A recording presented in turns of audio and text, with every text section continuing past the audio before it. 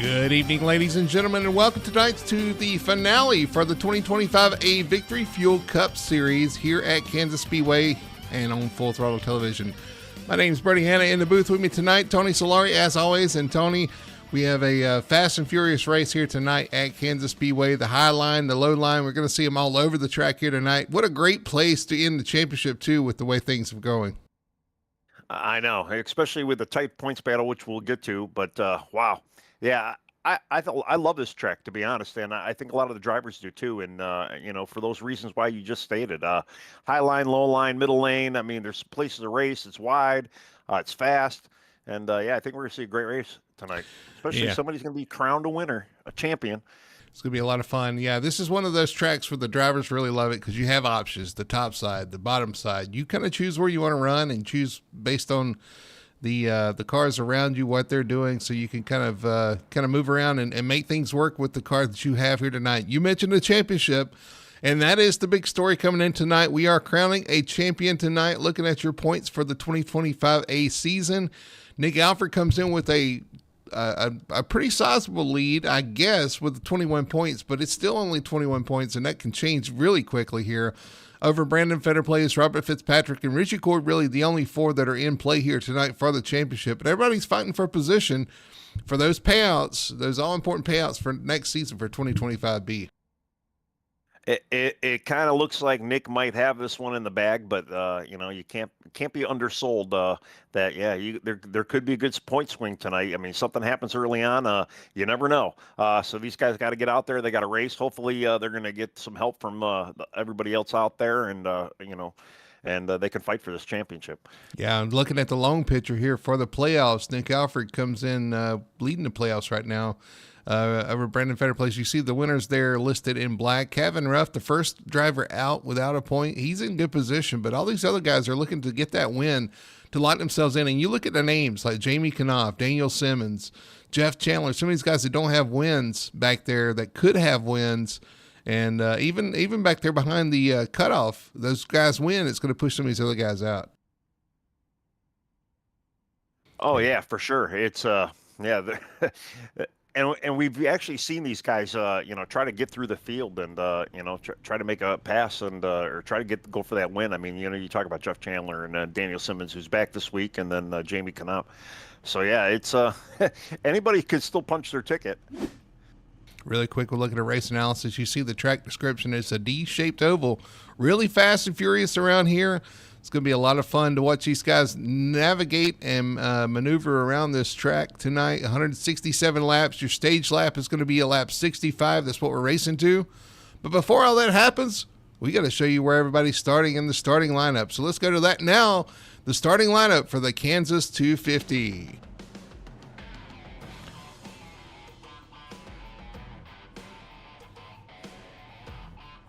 There we go. Now it's showing. Starting on pole tonight is going to be Jacob Quill. He started where he started last week and took home the win. Jacob Quill's going to start from the pole. To his outside is going to be our points leader, Nick Alford, starting P2. Starting third, great qualifying position for the 03 of Brian Dixon, and to his outside, the 06 of Daniel Simmons. Starting P5, one of our championship contenders, Brandon Fetterplace, and to his outside is going to be the other championship contender, the 3 of Bob Fitzpatrick. Colton Gum starting in P7 in the number 10 Toyota. Starting 8th, it's going to be the 48. That's Jamie Knopf. Starting P9, TJ Bartell in the 28. And rounding out your top 10 is the 7, Wayne Grassi. 11th spot, you have Lane Allen in the 14. Then Cameron Edwardson in the 52, starting 12th. Stuart Harding Walker, new driver tonight, starting 13th in the 39. Ray Gill starting 14th in the 21. Richie Coy starting 15th in the 19. Kyle Milliken starting 16th in the 42. Jeff Chandler starting 17th in the 31. Brian Messer starting 18th in the 51. Caleb Tipton starting 19th in the 69. Robert Malikian in the 16th, starting 20th. And then to round up the 33-car field, because we're running out of time here, J.C. Evans, Kevin Ruff, Vince Mitchell, Hayden Higginbotham, Mason Hoffner, Alexander Hodge, William Lark, Alan Duranko, Corey Atkins, Cameron King, James Torrey, Robert Fitzpatrick Sr., and Alan Crowell. I know a couple of those cars are going to the back. Richie Coy with issues on the start here, straight down to the inside, and is sitting on the track. That's one of your championship contenders just pulled off here on the backstretch. That's definitely not how you want to start the race. Hopefully he's not having, computer issues. That appears it or might be the hardware case. issues. But anyway, we're going to have the pace car pull off. The field heads into the restart zone. We're about to get underway. The green flag is out, and we are racing here at Kansas. All right.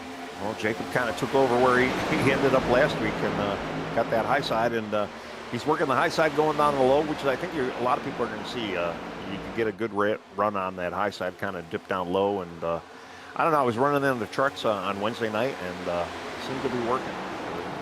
Good lane, especially on cold tires.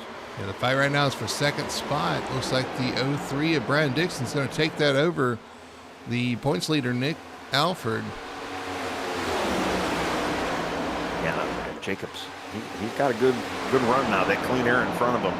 There are stacked 2x2 all the way behind him. Everybody else seems like they're looking pretty good, though. I'm kind of going back to Richie Coy, though. He's showing he's at least one lap down right now. He's not even actually, he had a Manley disconnect. What happened? We got a tight battle here for about fifth spot. Brandon Fetterplace under Colton Gum in the 10. That is for P5. Here comes the 48 of Jamie Knopf to his outside. No, he closes that door. That was close.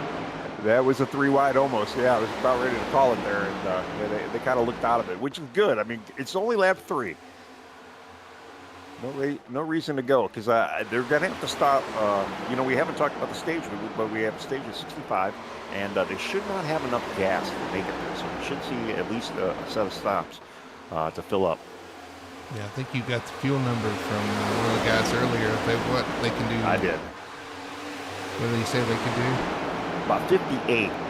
So I'm guessing anywhere from like maybe 55 to 60. But then they said some of them were using 4th gear, and then you might go into 5th gear, and then obviously will change fuel mileage too. So yeah, it's going to be interesting to see if anybody tries to actually do a little saving tonight. I don't know if they'd be able to save 5 laps though around here, especially too. It really needs, you really need to keep a good pace. At least stay in the draft around here. One guy against the wall, that's Caleb Tipton. Almost 4 wide going into the corner there because he got checked up there. He's riding the high side and he's been against the wall a couple times already. Definitely early car woes. Who knows how much practice he got, within the first hour of the race. I know that our servers might be weather a little different than maybe some other servers we practice in. So, yeah, it looks like he kept it straight, though. Back up front, things are heating up. Nick Alford has closed on Jacob Quill after he got around Brian Dixon and is right on the back bumper of the leader, number 18. Wow. Yeah, and Nick just wants to kind of ride out there and just keep that initial, just keep that points lead. That's really all he's got to do. And I did hear from Richie Coy. Unfortunately, iRacing crashed on him, and I think he had damage now, like a 12-minute damage because of the crash. So, wow. Yeah, that's not a good night for 3 Richie. wide. Wayne Grossi looking to the outside of Colton Gum on the inside. That is Brian Dixon. 3 wide as they come off turn 2. The 10 gets turned. The 10 gets turned. Colton Gum turned and right in front of the field, and more cars being collected.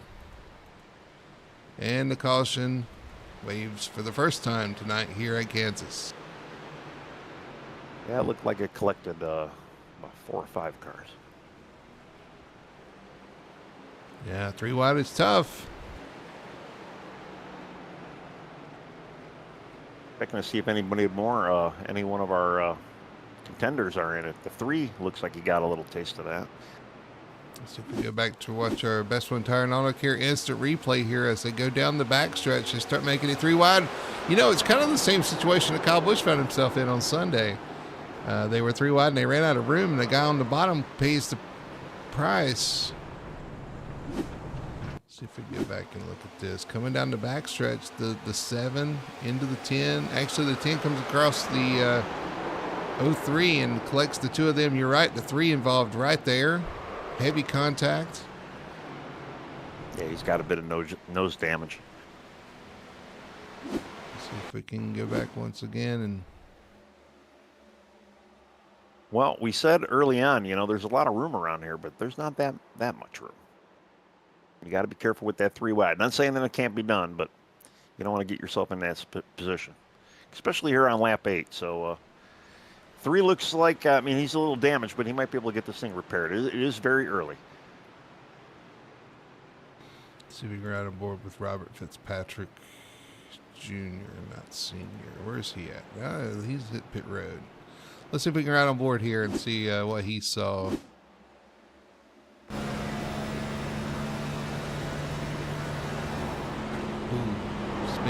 Just right up in. Yeah. That was right in his lap. There's not much you could have done with that. Yeah, unfortunately. Yeah, just those are the. That's the way the cookie crumbles, I guess. Let's see, like J.C. Evans. Let's ride on board with J.C. Evans before we go back live here. He kind of got in this late. The 09 coming into turn 3. Car on the apron. Slides up the track and down. The 21 catches him and turns him right in the wall. Ouch. Yeah, that's a good word to use for sure. And some of these guys just had to stop back there till everybody got rolling. Yeah, the 21 tried to dip down. He dipped down a little bit too much. I don't know. Usually when you see the smoke, you got to start slowing down.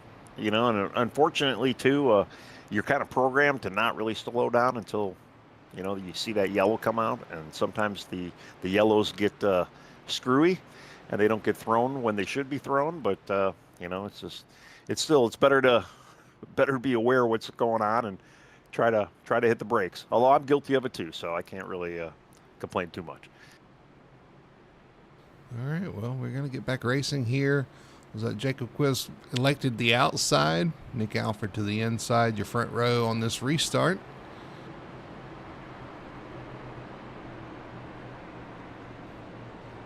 Ten laps in the books here at Kansas. And you're right, we're racing 2-lap 65 for the stage. Several drivers pitted there. They'll be able to make it, or possibly make it. I think they'll make it. Yeah, we didn't have too many guys at pit, but a few. All right, pace car's off. They're going to be heading into the restart zone here at Kansas. Green flag is out, and we're back underway.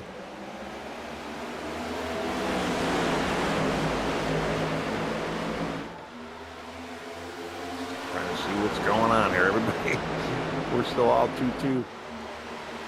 Heading into turn 1, Nick Alford getting a challenge from Brandon Fetterplace. Nick dropped there for a minute. Fetterplace on the outside.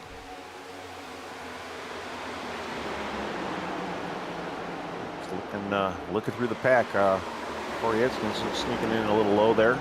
Just trying to get in line, it looks like. Everybody seems pretty calm right now. You call this calm? I'm looking at them 2 and 3 wide down the front stretch. Calm? Yeah, but I'm looking at them and I don't see too many erratic people. Nobody looks really out of shape. Nobody, there is a 3 wide fight right now, but everybody's giving each other some room. James Torrey on the outside. Can't see who's on the inside of that. Stuart Harding in the wall once again with that 39, subbing or in place of Gordon Fraley tonight, and he's been scuffed the car up a couple times. Not a good thing to do when you take over somebody's car and you scuff it right up. Don't scuff that vehicle. But Brandon Fetterplace, he got a shot out the second right now, and he got looks like Wayne Grasson's in third, and they're kind of trying to put that fight to Nick Alford. I know Brandon would have to win the race, but he also needs to have Nick to have a really bad night. And with the 3 having a little bit of damage, and the issue with Richie Coy right now, it's really kind of a 2-man fight at this point. So Brandon's going to try and get out there and win this race, and hope for the worst for Nick. Sad to say. Yeah, Wayne Grassi up there to third, up 7 positions from where he started. He's charged to the front here as well. Not a championship contender, but a previous race winner. Yeah, he did win a few mileage here, didn't he? At one point. He's won here before, yeah. So he knows how to get around this place. To me, this is one of the great equalizer tracks, and I only say that because I seem to be a little better here as well. And again, I think it's for the same reasons like we've been talking about. It's just, a big, wide open track. It's good speed. The track is fairly smooth, too. It's not very bumpy, and it just makes for good racing. Trying to get used to some of these paint schemes. Alan Duranco in a white car this week in the number 2. Usually see him in red, but he's in white. And then 2 spots behind him, that is the purple monster there, the purple people eater, the 28 TJ Bartel. Interesting. You see, I'm seeing him in a Logitech car, so I don't know. I gotta update the trading paints or something. Alan Duranco really making that topside work. He's going to go around our points leader, the 98 of Alford. So Alan Duranco up to P4, setting his sights on Brandon Fetterplace. While that was going on, the 7 of Wayne Grassi is taking over second spot using that topside, and he's starting to close in on their leader. Yeah, everybody's looking really good out there too. And we've talked about Alan Duranco in the past, and he's shown his strength here again tonight. Battle for the lead, the 7 of Wayne Grassi. Using that momentum from the top side, comes off turn 2, is going to complete that pass on the 18 of Jacob Quill, put Grassi P1 on the board. Canty holding on the outside, though. It looks like Jacob's kind of getting back at him, kind of making that low line work. I think Wayne's going to have the momentum here, though. Wow, it's a race to the line. Wayne got that lap. Oh, contact, I think, with the 18 there.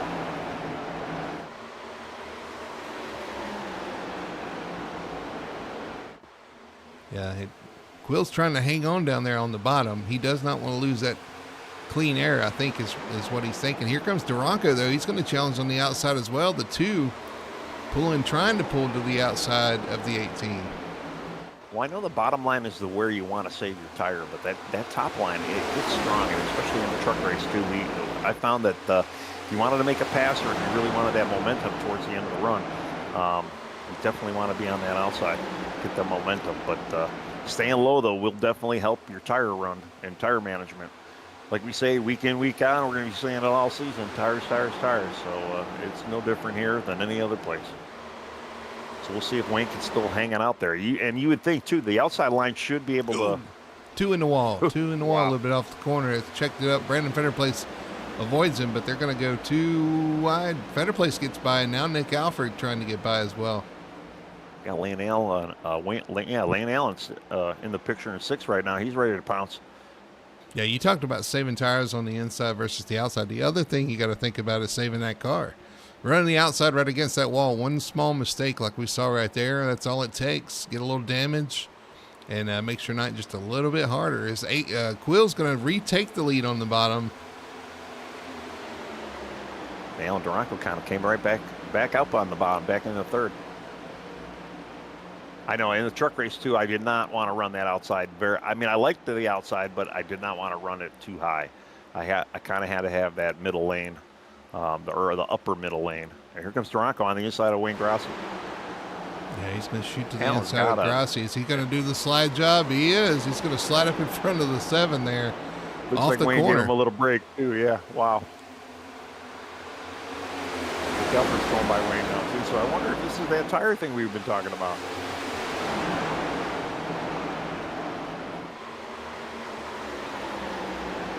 We got somebody back here over the chat radio. I hear somebody's apologizing to somebody. I don't know exactly. I'm not exactly sure what happened back there. I think it was Hayden Higginbottom. Or Higginbotham. Nick Alford retakes 3rd, but he slides right up in front of the 7. 7's going to come back on the outside. Grassi not done yet. And looks like he might be done now.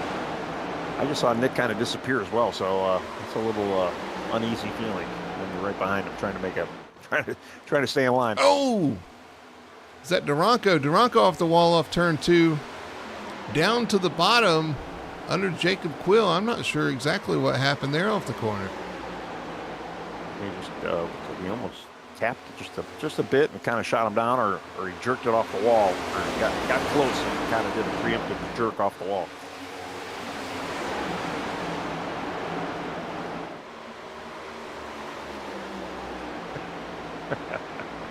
I was waiting for that. We can't have normal conversations ever, can we? So Sometimes, Alan, you got to give the Alan- wheel a little kick. Okay, Alan Duranco in second. Shove. Jacob Quill maintain a lead, but here comes Nick Alford. Things starting to settle down, but Wayne Grassi now under attack from Lane Allen. Go ahead, Tony, take this away. Lane and Wayne. Oh, the old Lane and Wayne bit. Well, Wayne, they're actually making a Lane and Wayne sandwich now. It looks like with the 30 car. Yeah, 31. No, Jeff Chandler, Jeff 31. Chandler, yeah. Yeah, for some reason my Trading Paints is not showing up these cars. I'm gonna have to refresh it here. But yeah, and Jeff Chandler. We've been talking about him. He's starting to work his way up, and then his teammate a couple slots back, TJ Bartel.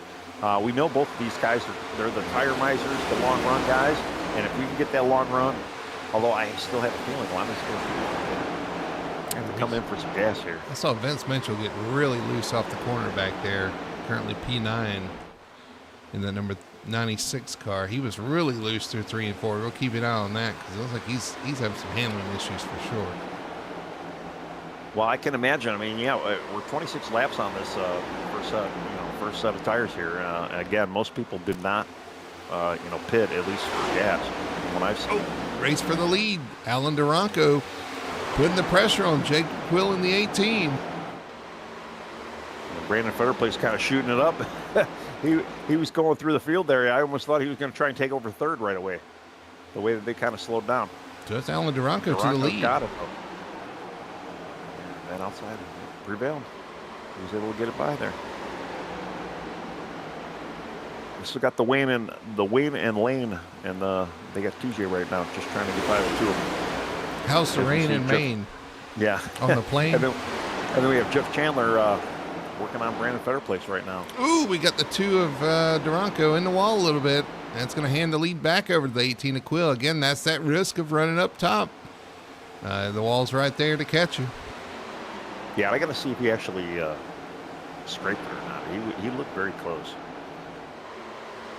We got racing back here really tight. Vince Mitchell, Stuart Harding, Brian Messer, Corey Atkins all together right here. Corey actually trying to get position on Daniel Simmons in front of these guys.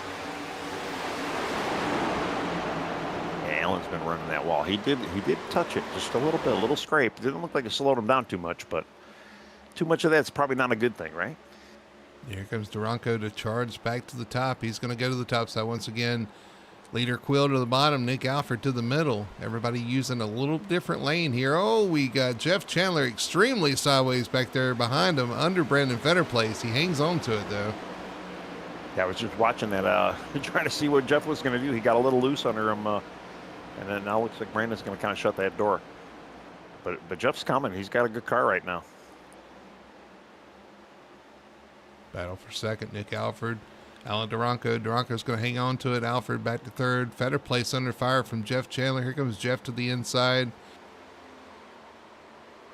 Much more composed that time around. Looks like he's going to get it, and he probably pull right up in front of Brandon. Brandon kind of dives down. So, yeah. Jeff in fourth. Moving forward.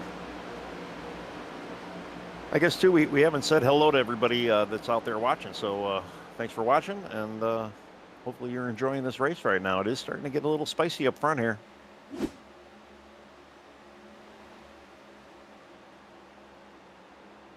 Alford battling Duranco there for second. Here comes Alford on the inside, and yeah, those tires are starting to show up, I think. Alford takes that spot.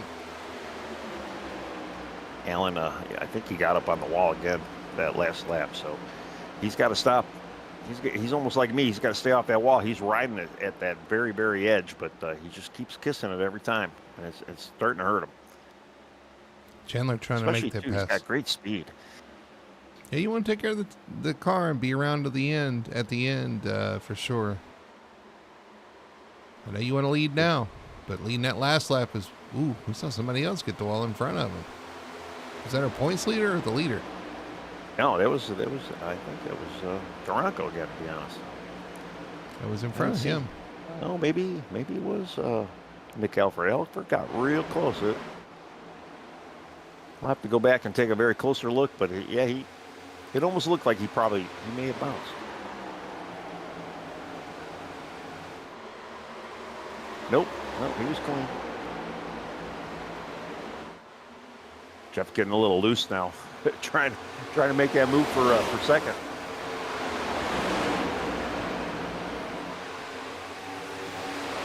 I am just wondering when pit stops are coming here.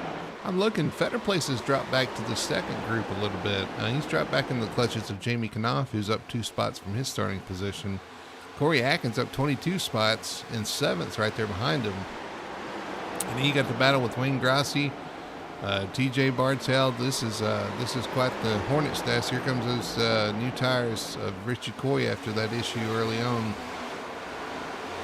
Unfortunately, he's got a big deficit if he's going to try and make that back. He needs many multiple cautions. And I just don't see we're going to have it tonight. But he's out there giving it hell. Yeah, he's out there racing. They were 3 wide there for a minute. He's after it.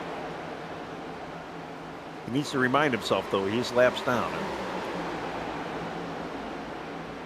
Wayne Grassi falling back a little bit farther here. There's Robert Malikian on the inside of him. Malikian's done well here before, too. Almost had a win here. I remember back. He almost scored a victory here a couple of years back, or a couple seasons back. And so he knows how to get around here and knows how to show up at the end. Unfortunately, there were some late race restarts kind of knocked him out of contention, but always really strong here. Yeah, and he's another driver, too. We talk about week in, week out. He shows up in a lot of spots, still coming off that hand surgery. So, anything can happen, too, And, every one of us has probably been sick or had something hurtful or something happened to him that day or whatever, and you go out there and you still overcome and win the race at the end of the day. So he's just another guy that we're just kind of waiting for that win. He's kind of settled down here at the front. Jacob Quill leads Nick Alford by, let's see what it is. It's about 0.3 of a second. And then Jeff Chandler about the same distance back in 3rd. Brandon Fetter placed in 4th, but now he's gotten around Alan Duranco. Kyle Milliken come in. Is Kyle Milliken a lap down? Oh, he's 5 laps down. I wonder what happened to Kyle. And here comes Did he get caught up in that? Jamie Knopf. I'm not sure about Kyle.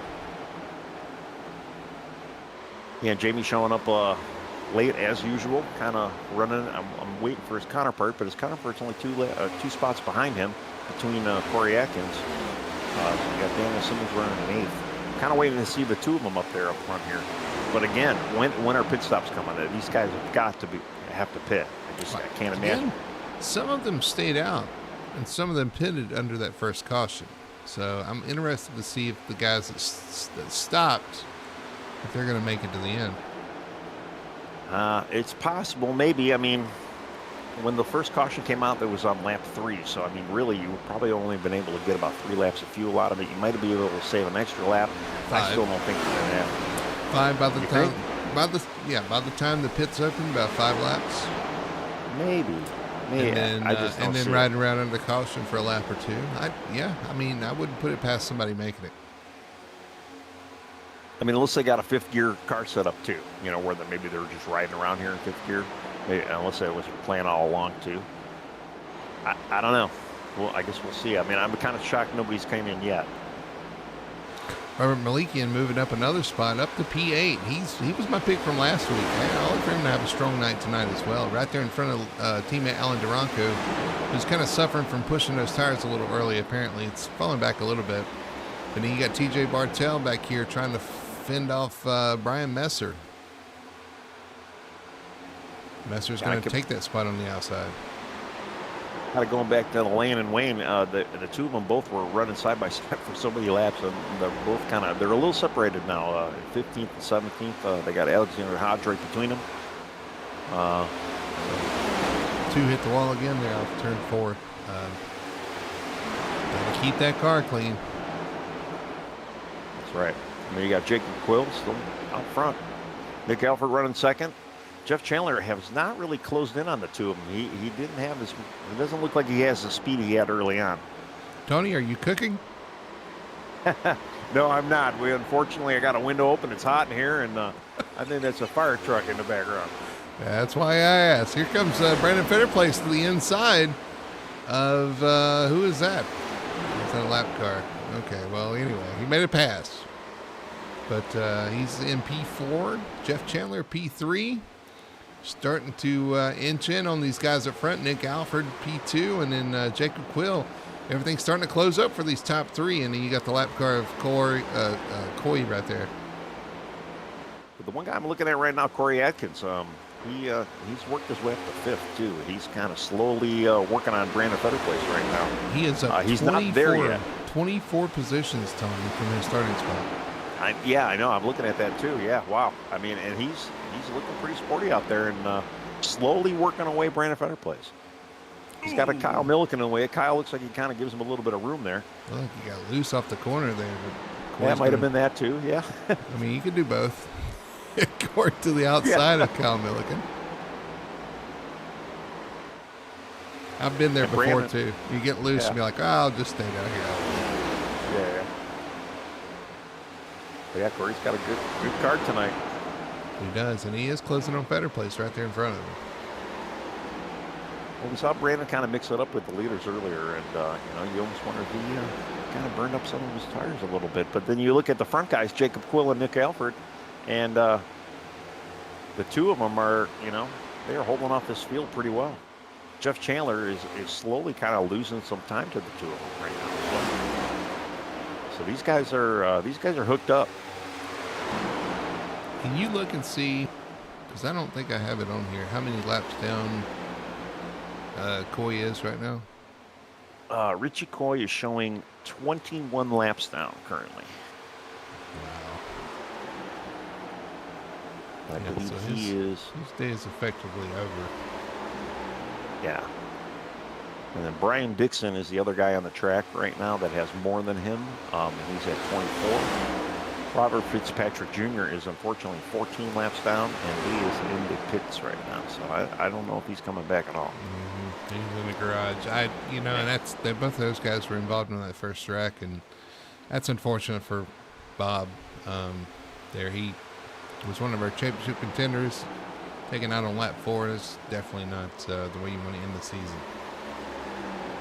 Yeah, so it remains a two-car race, and Corey Atkins did eventually get by Brandon Fetterplace there too. Brandon's looking a little loose, and he's hoping for a good night tonight to try to get that championship for Nick right now. But the way it is looking, it's not.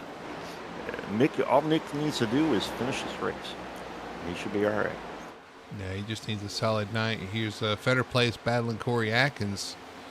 Atkins in 4th, Fetterplace in 5th. That Corey got a little slow there. Brandon kind of tucked up to him, and Kyle Milliken, he gave him the room there, but Kyle was on a tear. A good run, and I noticed that in the truck too. Sometimes you can get that outside line to kind of really wind up and get a good run off it.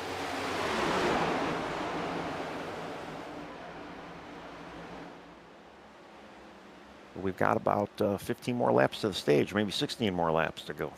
This is your closest battle right now. Fetterplace and Atkins right now. I think everybody else is pacing themselves. You're right. We're getting close to the end of the stage.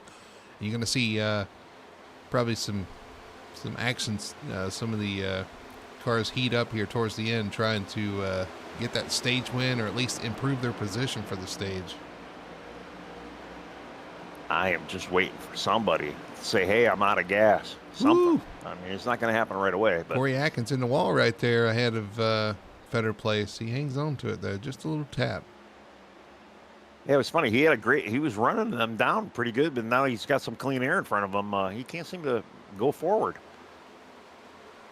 He's right there against that wall. Oh, loose and a little tap off the corner as well.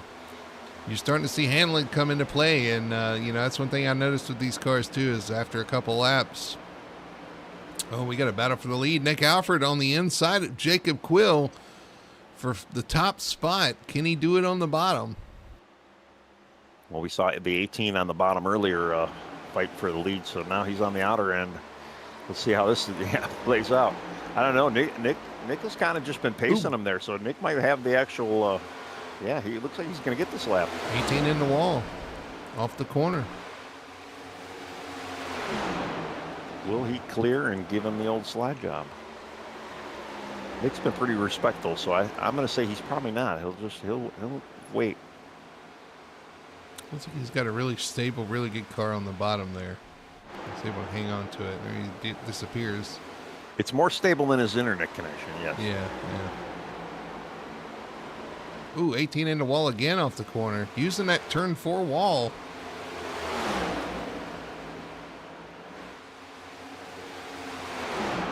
They were equal at the line. There was 0-0-0.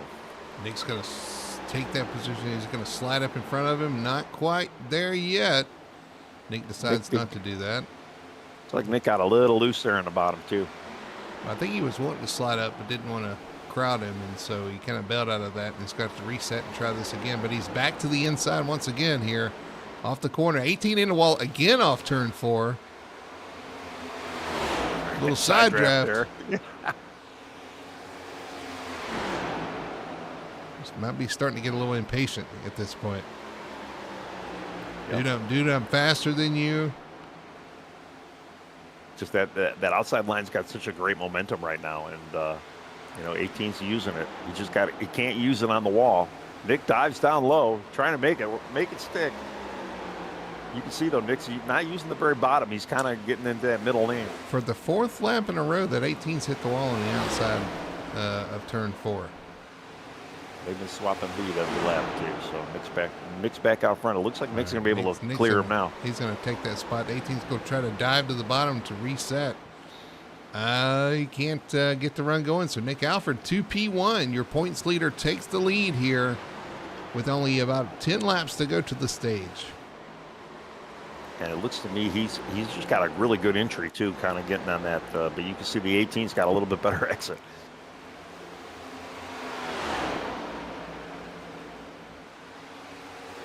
He's going to shut that door entering turn 1. I was waiting for a little bump there. The connection is the only thing that could really hurt Nick at this point. Yeah, because if you disconnect at this point, you're going to lose a ton of points. And we know iRacing's implementing there's 18 in the wall again off turn 4. Every lap. See, now if it was you or me out there, we would get, cannot finish race. The car would be smoking or whatever. I don't get how these guys I got to hit think it. eventually that's going to bite him, because surely that's going to be causing some damage. I mean, you would think, right? It's like we're going getting under James Torrey right now. Torrey, winner of the stage in the Truck Series race here on Wednesday. Here comes the 18 to the outside of Alfred. He's going to challenge him once again here. Yeah, he was able to get that good momentum. Use maybe James Torrey as the pick a little bit, try to get by him. So James Quill back to the front. Or Jacob Quill, sorry. I'll have to go back there to see what other kind of stuff is happening. Joe Chandler's just falling off kind of like a rock. I mean, these two have a 2.5 second lead over third right now. We're about 7-8 more laps till the stage. Do these guys even have gas? I'd imagine most of them don't, but they're proving us wrong right now. Yeah, who can make it? Who has to pit here? Unless we were lied to. That's the only thing I can think of. You think we were lied to? No, I think they've got to pit. Unless they've stopped in the caution, which you need to verify that. Did everybody stop in the first caution? The leaders did not. Pretty much everybody up front did not pit on the caution. What are we on lap 60? Yeah. Yeah, I know it's going to be close because we had all those caution laps too. I don't know. I can't imagine that's going to be enough though to save that kind of gas. Even if they can get 60 out of a tank, five laps. That's quite a bit. Unless that fifth gear is the magic gear. We got the leaders catching a lap car on the top side right there off the corner. That really checked everybody, checked both of them up. Who's that? Caleb Tipton they called. Yeah. And now Nick Alford looking back to the inside for the lead here. I'll tell you, it didn't hurt their speed over Jeff Chandler because they're still walking away Jeff Chandler right now. Well, Brandon Fetterplace is still standing toe though. Jacob Quill tried to shut the door, but Nick was already there going into the corner, and Nick's going to retake the lead as the 18 hits the wall once again off the corner. This is where you got to be wondering too. Are you looking at your fuel gauge? You're thinking, maybe I got to lift a little bit more just to make it. I'll be surprised if these guys make it. We'll have to do some more calculations to force these guys into a pit stop. Yeah, I like I say, I'd be really, really shocked if they can make it. But the fact that nobody's come in yet almost makes me wonder that, a lot of these guys can. Although the 18's falling off, and he's going in. There's the 18, Quill to pit road. Pits will be closed here shortly, so they will not have a chance to pit if they don't do it early. Quill in pit road. Chandler up to second. Brandon Fetterplace kind of working on him. You got Brian Dixon though trying to get his lap back, so he's trying to get back around him. But I almost wonder if Brian Dixon actually did go in. He's 3 laps down right now, but I almost wonder if he pitted a couple laps back. I see we're watching Jeff Chandler decides not to pit here. Nick Alford stays out as well. So it looks like these guys are going to try to make it to the end here. I'm sorry, Brian Dixon is multiple laps. Yeah, he was involved in that first track. Right, yeah. Better place looking for a place to go here on Jeff Chandler. So Caleb Tipton actually went in and got a little fuel, even though he's a lap down or so.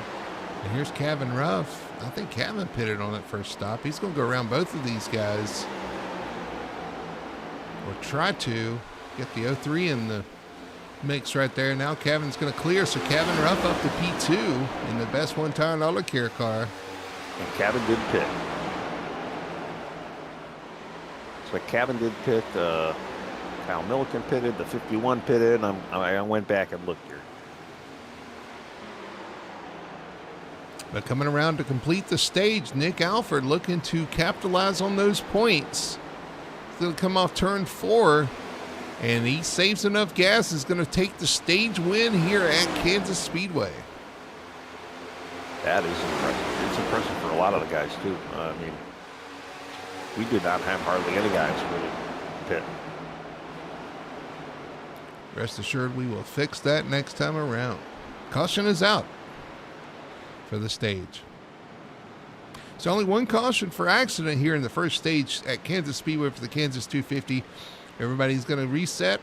We're going to re-rack and stack them and get back racing here shortly after the pit stops. But Nick Alford capitalizing on an opportunity to maximize points, and he does so for the stage. 10 points to your points leader as he continues to flash around the track.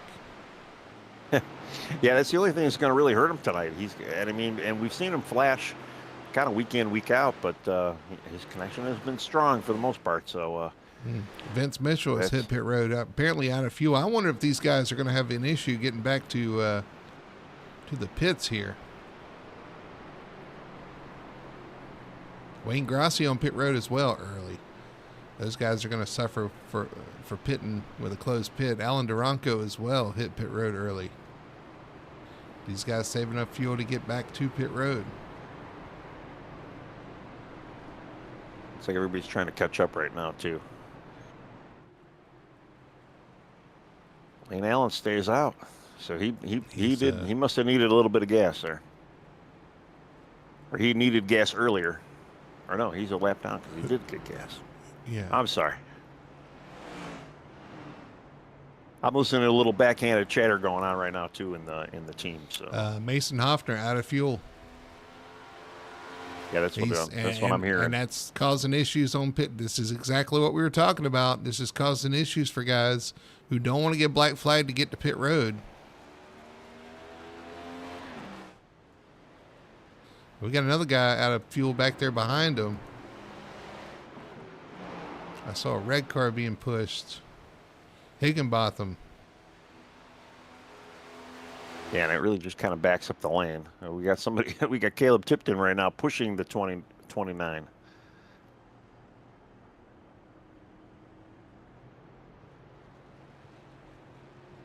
least he's showing the 29, but he's not. What car was he? That's what I see is the 29. Higginbotham in 29. Oh, okay. Yeah. Yeah, he was getting pushed there by his teammate, it looked like. So Kevin Ruff is actually going to take the lead off pit road. A lot of things going on here as these guys try to figure out. I was worried about that. People running out of fuel on the pace laps afterwards. Yeah, I mean, and unfortunately, that's the bad part about it too. If they don't have enough gas, you will get a penalty with iRacing if you enter a pit before another person that's supposed to enter a pit. So it does bottle up everybody and screw everybody up. And the only reason why I'm thinking Kevin probably didn't have as much gas to put in the car because he did pit earlier. So that was kind of decent little strategy there.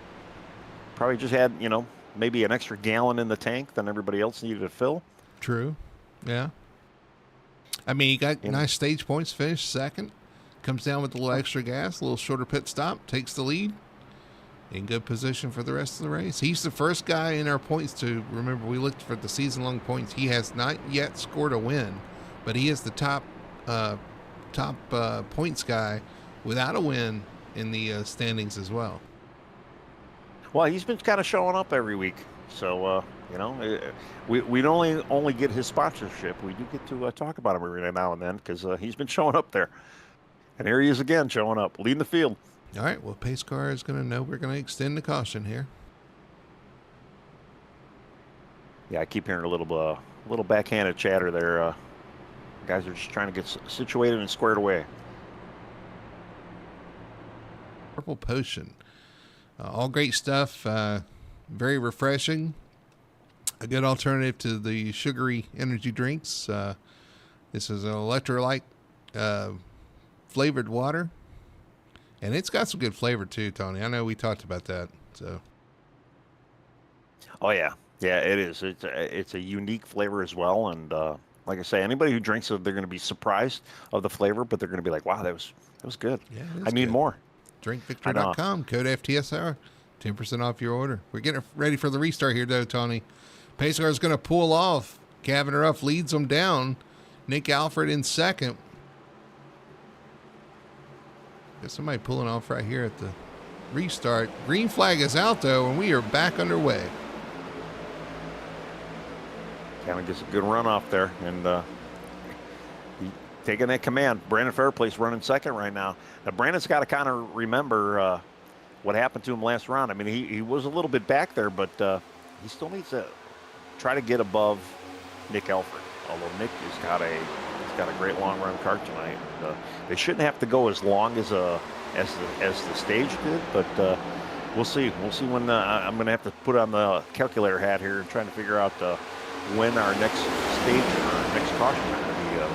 People are going to be coming in for pits, especially if we stay green, which I kind of have a feeling we might. Just get that small feeling. If we get through this restart, we'll be fine, but they're really checking up right now. Jeff Chandler checking up the field a little bit with the 48 of Jamie Knopf looking to his inside as they head into turn 3. Yeah, Jeff didn't look like he wanted to get stuck on the outside. Unfortunately, that's where he is right now, but he's going to have to make it work out there for a little while until he gets back down. He seemed to like that lower lane earlier on. They were 3 wide way back within that opening lap too. So it's good to see everybody kind of sort it out and single out a little bit. Got a long way to go still, guys. Nick Alfred kind of getting around Kevin Ruff there, and Jeff Chandler's going right with him. Jeff might actually like that outside lane for a lap or two to see that momentum that's getting out there. He gets back down low. He's solidly in third right now. Jeff Chandler in third. Kevin Ruff falls to fourth, but he's being pressured by Brian Messer. And now Jamie Knopf. I kind of wonder if, did Kevin take tires? Did he take no tires? Surely not, right? I don't think so. I'll have to definitely go back and look there. Like I say, I assumed he just didn't have as much gas to put in the car.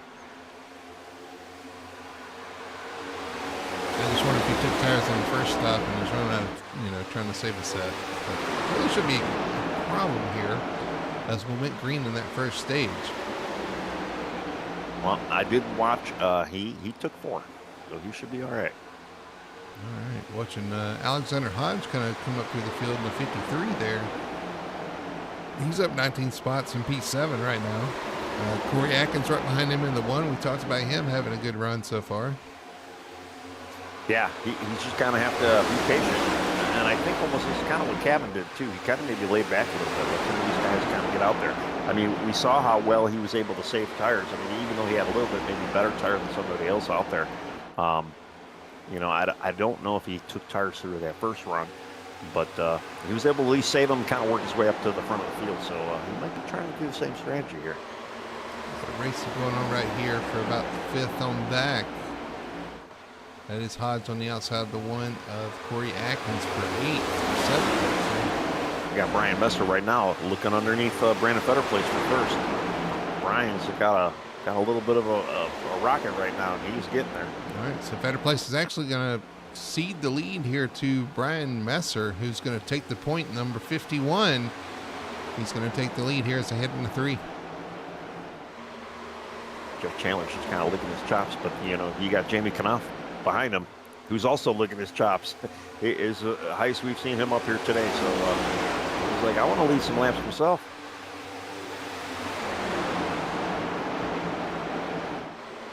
Going on the outside, Jeff Chandler looking for that lead right now. Chandler to saw the that outside earlier.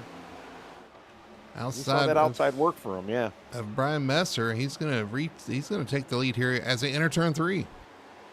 And here comes the 48 of Knopf out of nowhere. That outside, it's pretty nice right now, but I don't know what it does to your tires.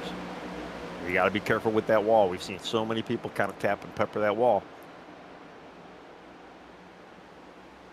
Kind of looking back to our other leader, too, Jacob Quill, stuck in 15th right now, kind of just laying back there. He's kind of stuck in a big gaggle of traffic.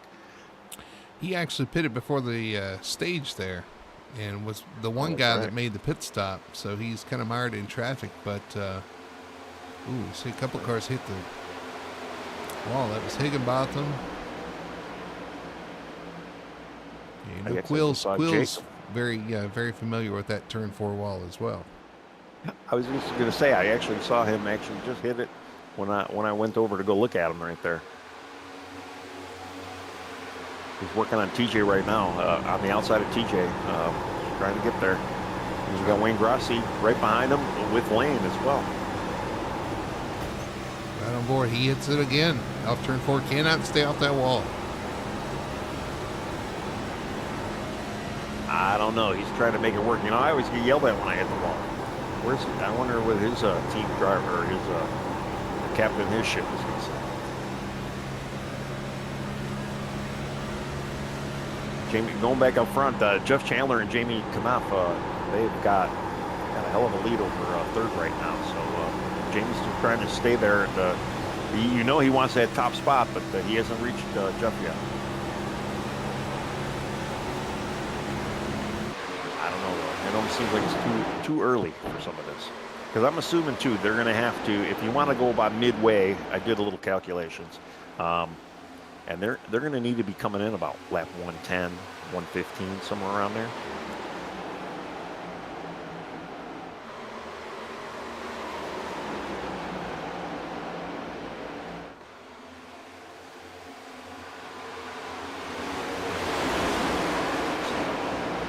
Everybody's playing it pretty smooth, though.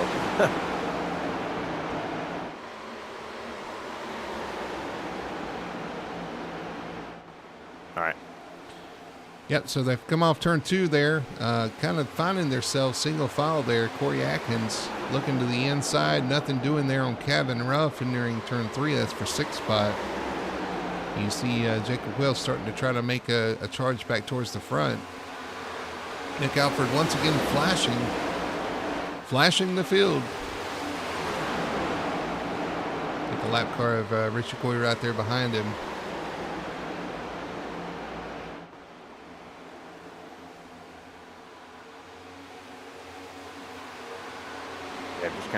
looking through the field too. Richie's got a fast car. Unfortunately, he does not have the laps tonight. Yeah, he's kind of trying to mix it up with the leaders right now. You know how I feel about that. But as long as you're not interfering with the leaders, if you're not interfering with them, it's fine.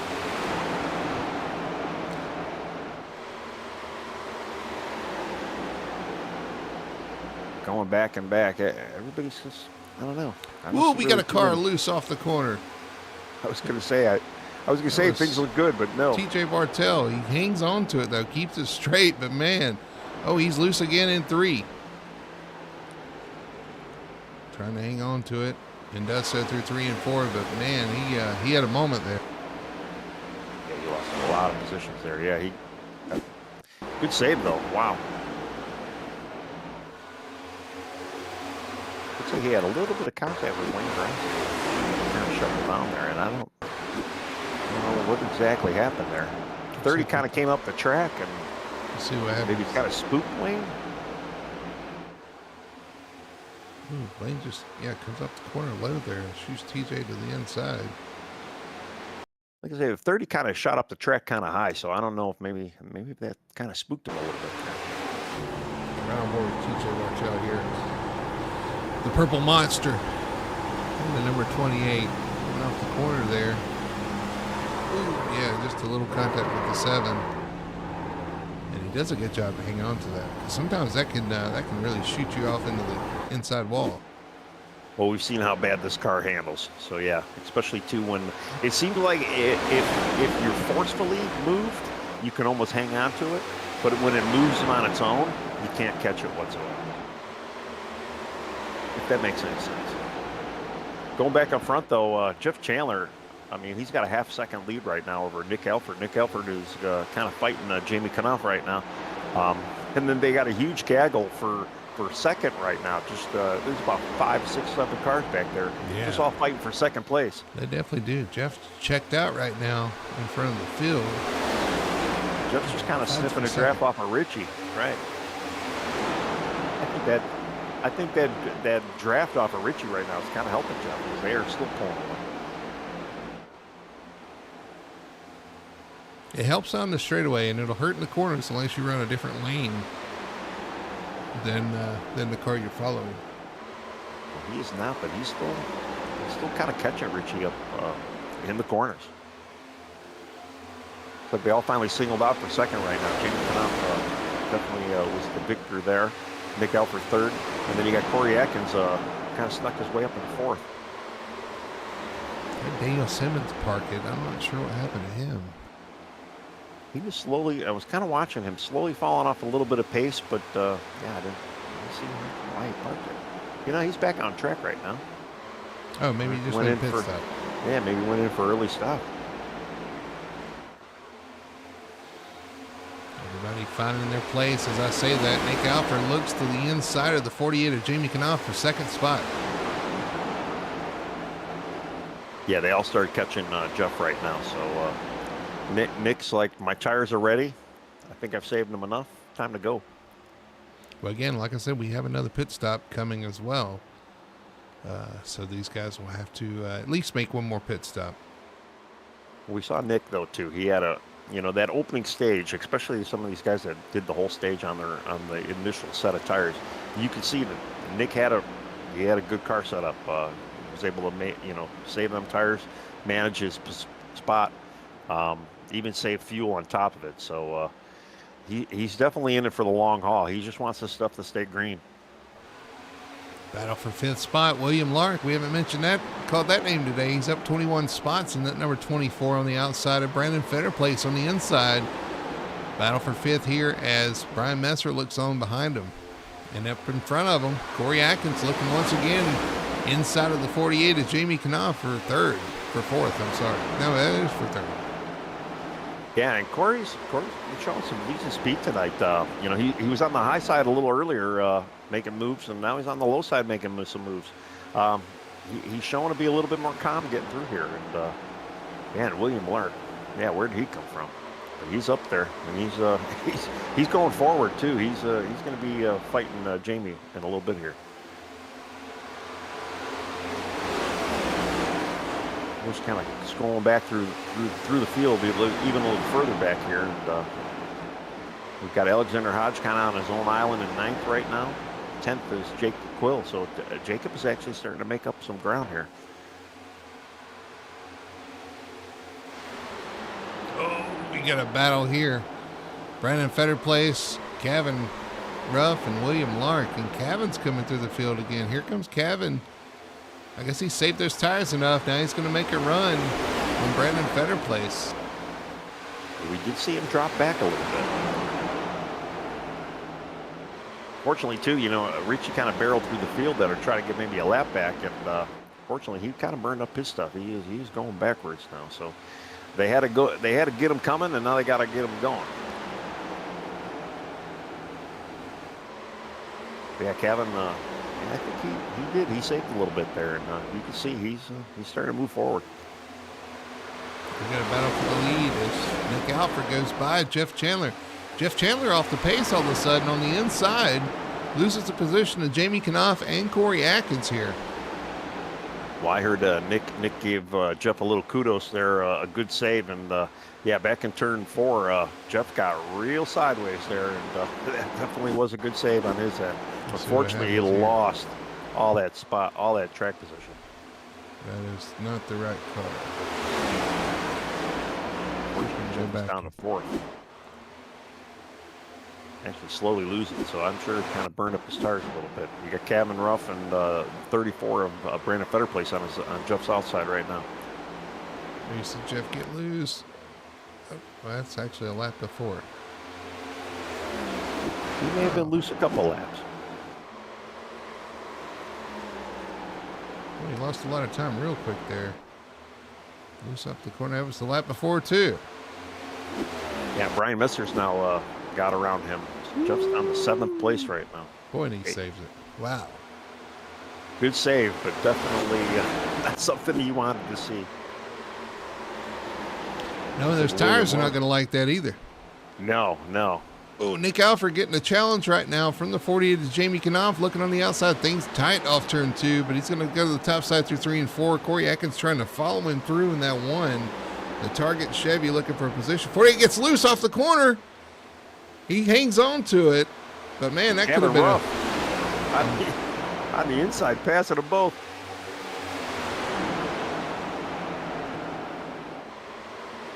Cabot going to the point now on the outside of Nick Elbert. Wow. Corey Atkins makes the pass on the inside for second, but you're right. The battle is for the lead. Kevin Ruff to the outside. You see Jeff Chandler in the background getting loose once again off turn 2.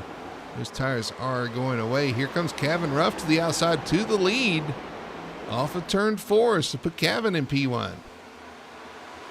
This is a pretty wild racing, especially when we've got fuel stops coming, probably another 10, 15 laps here. And it's like some guys were saving. You can see the guys that are saving because they are up front now. And then some of the guys who haven't saved, they're starting to fall back. I mean, you look at Brandon Fetterplace kind of back up there. I mean, obviously Captain Ruff, I mean, he led this pack right after that stage. Dropped back to maybe 8th or 9th, saved a little bit, and now he's back up front here. William Lark with a little touch of the wall off turn 2 there.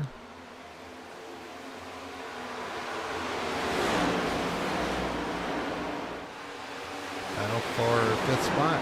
Brandon Fetterplace, Brian Messer.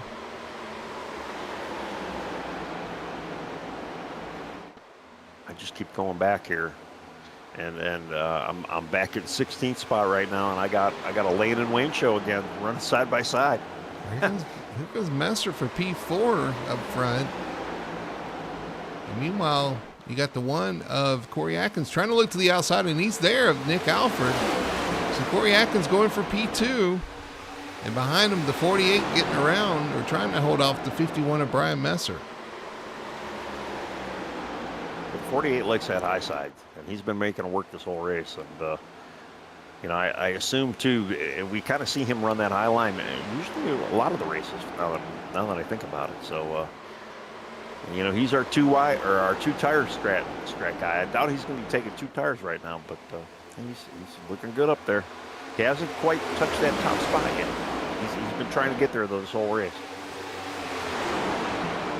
Corey Atkins got aspirations for the lead here as he looks to the inside of Kevin Ruff. through 1 and 2. Can he make it stick? Not quite. He's got to fall back in line. Nick Alford third, Jamie Knopf fourth, looking on.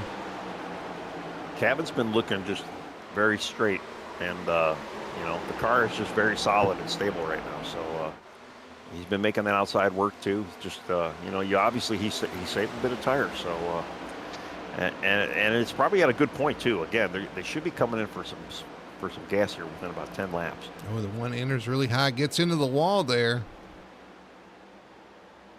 Corey's trying to find grip anywhere he can find on his track right now. High side, low side, whatever will stick, that's where he wants to be. Nick Alford Fortunately, I think it's hurting him.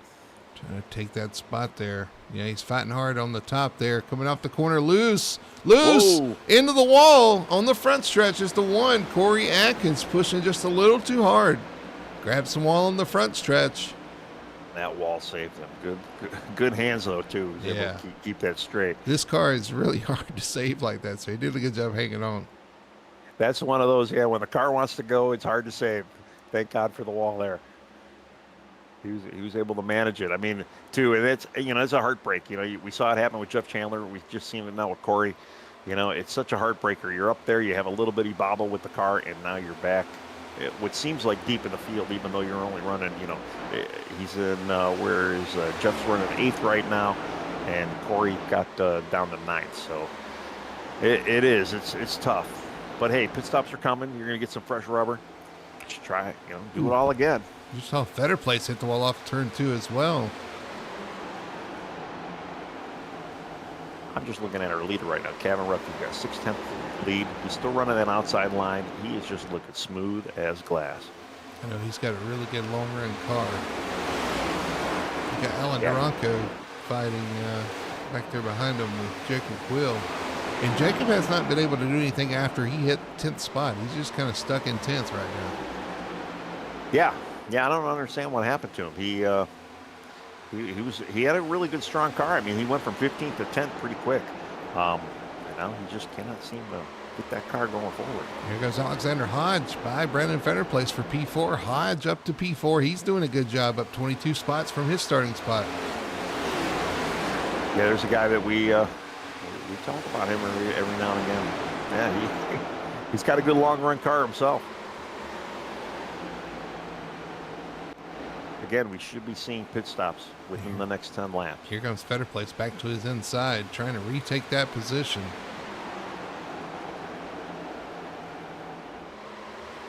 Brandon looks like he's doing everything he possibly can do. I mean, he's staying up in front. He's trying to keep the car nice and clean, which he's been doing. It just does not have points right now.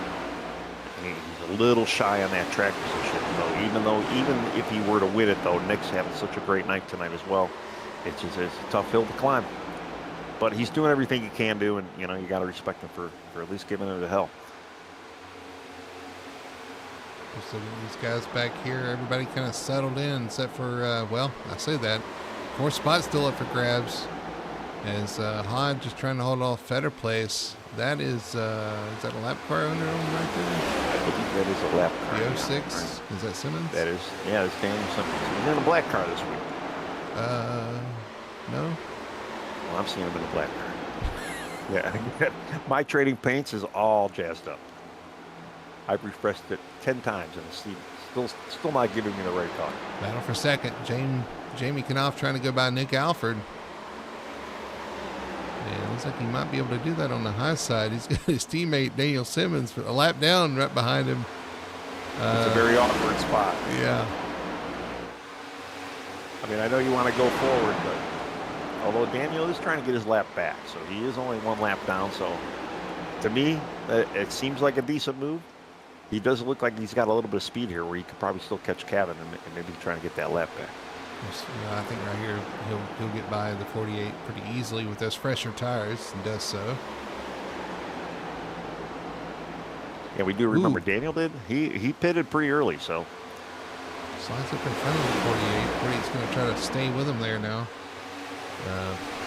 Yeah, he pitted right after the green flag, so interesting.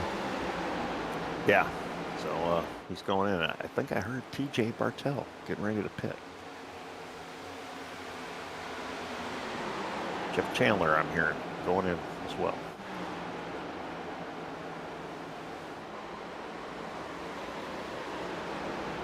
Some guys are nice enough to call out the pits. Chandler down to, oh, he's going to miss it.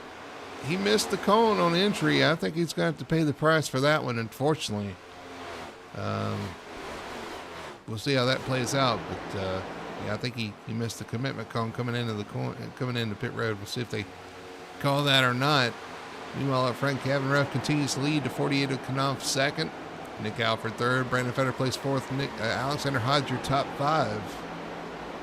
I was mistaken about TJ. TJ did not take a pit. But Daniel Simmons did get back his lap.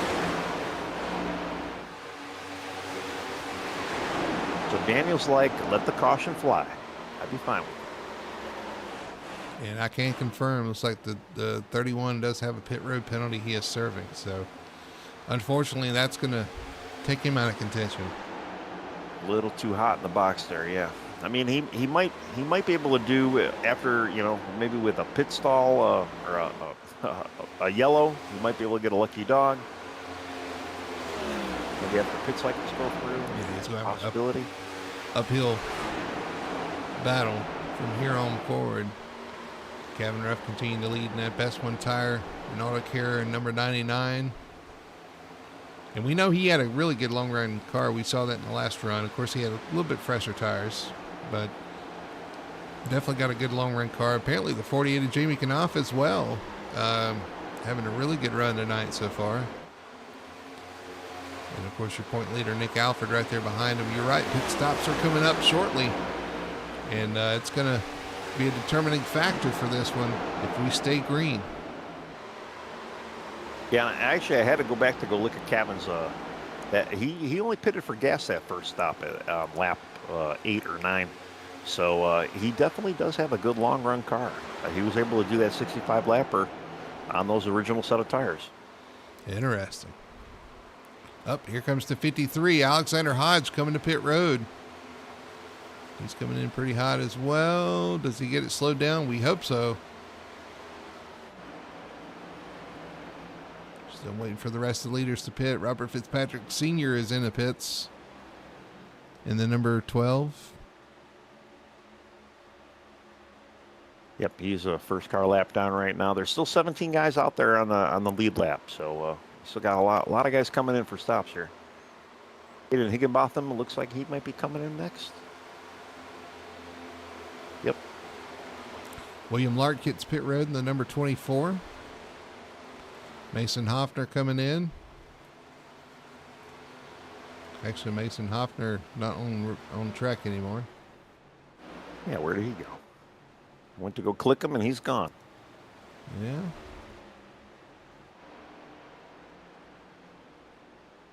Hodges on exit right now. 16's going in. Robert Malikian.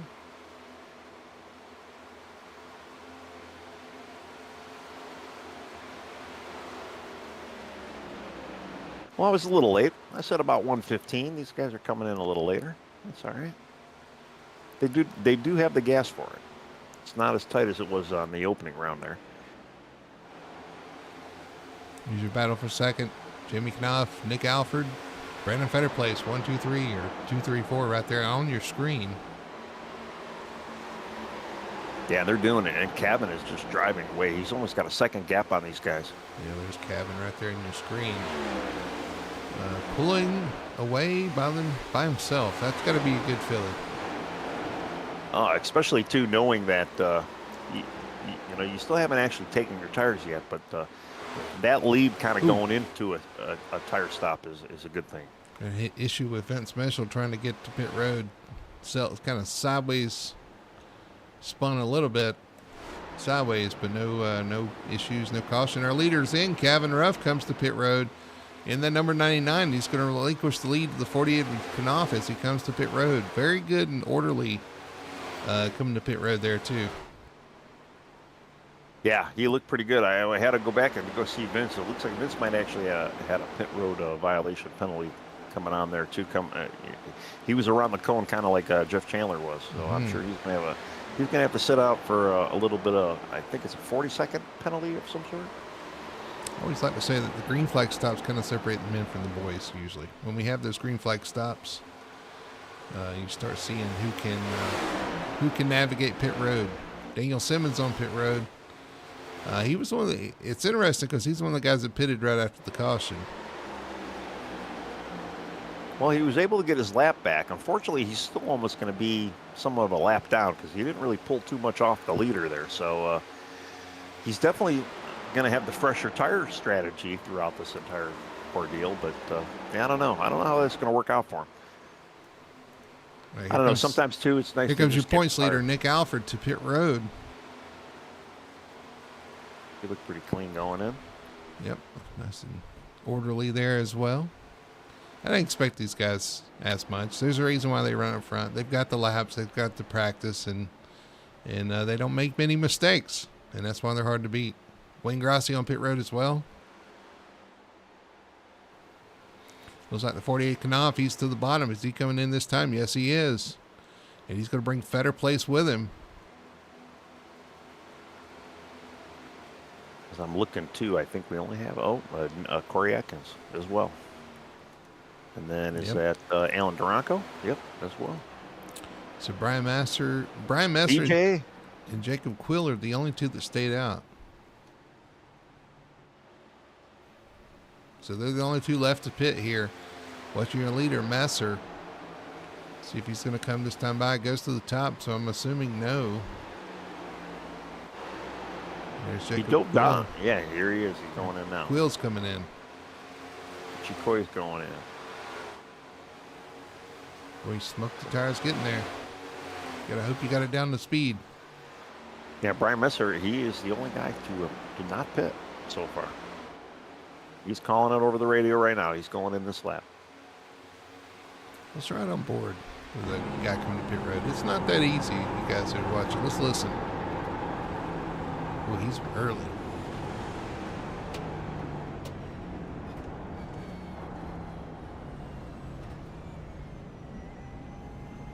He was really easy into pit road. Did not want one of those penalties everybody else is getting. Well, you could practice your long run, kind of like what you were saying earlier about, separate the men from the boys as far as these green flag stops go. And you can always practice, and you could practice some of these green flag stops, but still, when it's almost like a plate race, to try and get it together as a team. But even here, you got to make sure you hit your marks, get in. And you're doing it under green flag conditions, so there's always that extra nervousness involved as well. And you just want to be as smooth as possible. Get in, get out, don't make a mistake. And it's way harder than you think. Every track is different. You can lose a lot more than you can gain on pit road too, if you push big it. Time. That hands the lead over to the number 24 William Lark in this whole deal. Looks like who's he fighting there? It looked like Daniel Simmons on the bottom. Okay, so he gets back on the lead lap. But, yeah, Lark back to the point. So now William Lark, I guess he pitted early, had a really good stop, got out front, and now he's going to have these guys chase him down. Alexander Hodge, P2, Kevin Ruff falls to third. Hayden Higginbotham up to fourth after pit stops. So kind of a mix-up here up front. Well, William Lark pitted at lap 117, and just for reference, Kevin Ruff 121. So Kevin's already got four fresher tires, and it looks like he's getting underneath that Alexander Hodge, or he's trying to get past Alexander Hodge right now. And Alexander Hodge pitted at lap 116. So I think we're going to eventually see Kevin kind of work his way back to the lead here. Right. Got Chandler, unfortunately, behind him a lap down, though, right now. Just kind of hope for that caution. Kevin's got a nice little gap to Nick Alford, who was running second. Got a 4-second lead over Nick right now. Here comes Ruff to the outside. Yeah, that whole pack. There's counting them up here right now. There is about 6 cars that are anywhere from 4 to 6 seconds behind third place of Kevin Ruff right now. So those guys, they didn't have great stops, and it could be too just how the pit cycles work. I'm going to kind of go back to Jamie Knopf right now just to see where he pitted. His lap, he pitted at lap 124, so he was 3 laps further than Kevin Ruff. So we might, once this thing closes, I mean, they still got 37 laps more to go. That we might have a nice little battle here for the lead. Yeah, actually, Jamie Knopf's gotten around Nick Alford. So Jamie Knopf up to P5. Interestingly, pulling up on Hayden Higginbotham, who pitted early as well. Yeah, Hayden pitted at lap 117, and Nick Alford pitted lap 123. Going back a little further, Brandon Fetterplace was a 124, and then Corey Atkins was a 123. So a lot of those guys that we're looking at in that, what would you say, second or fourth to eighth right now, looks like a lot of them all pitted roughly around the same lap there.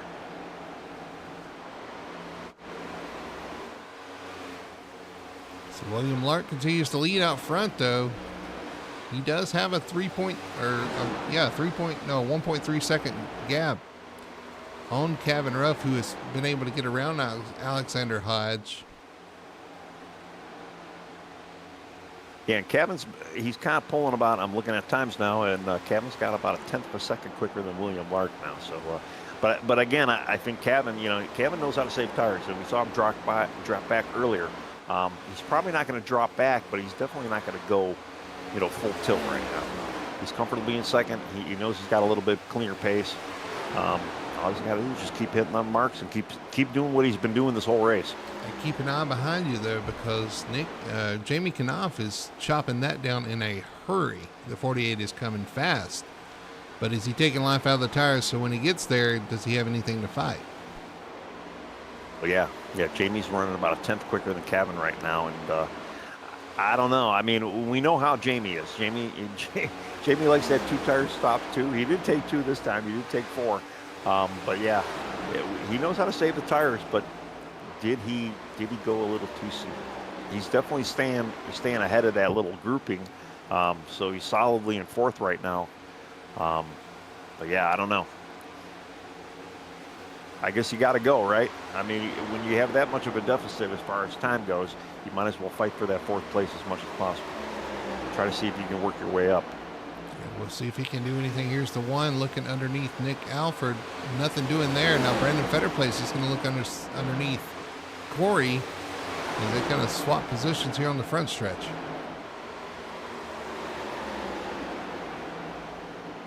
Yeah, Jamie just ran about 3/10 quicker than Kevin Ruff that last lap.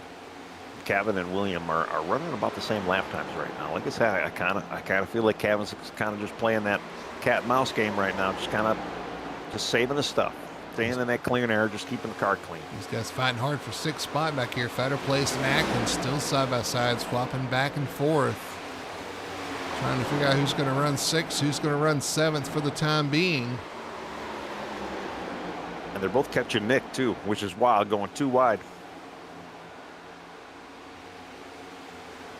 Like Brandon was able to use the outside, kind of stay in front of Corey for a little while. But we know Corey likes to pick and choose that lane. So we're going to see this fight going on for a little bit longer. Around the lap car, the 31, Jeff Chandler, unfortunately with issues on pit road. Starting to close in on Alexander Hodge in the 53. I had to go back just to kind of see where the rest of the field is right now, and everybody's strung out, single file. It's almost like everybody's in a no man's land right now. There's not really any battles going on whatsoever, with the exception of what we've been witnessing with Fetterplace, Corey Atkins, and Nick Alford. It's now under 3 to the leader from the 48 of Jamie Knopf. Right at 2 seconds to Kevin Ruff. Kevin closing in on William Lark, but Jamie is closing in on both of them. Is Jamie going to have enough, though, towards the end of this? I mean, we know he didn't have enough to get to the lead earlier. I question if he's going to have it now, especially now that he's been at such a high pace. He does got a little bit better tire, though. It's going to be a tough, well, if he does have better tires, it's going to help him. It's going to be tough to beat that 99er Ruff, who's been really quick on the long run. And Ruff is he's starting to take a huge dent into William Lark's lead right now. He's got it down to about 6 tenths. Six tenths and closing. There's the 48 around the 53, so he's going to take over third spot. But don't look now, behind him, Nick Alford, Brendan Fetterplace are coming as well, bringing Corey Atkins with them. Gavin had a pretty good lap a couple laps ago, but he's still down to about 1/10 of a second. He is in that draft territory, though, so like what we like to talk about. Will Jamie get into that draft territory as well? And we'll see what Jamie can do when he gets there. I kind of have a feeling Jamie's going to get there. I just don't know if he's going to have anything for him at that point. He's still coming. 1.8 seconds. Is. Got the laps. Does he have the tires? Well, he ran only about 2/100ths quicker than Kevin that last lap. So, and Nick Alford ran actually a little faster than Jamie that last lap. They're all running about 2/10 quicker than William Lark right now. If William fights him for this lead, that could slow him down a little bit too and make this even closer.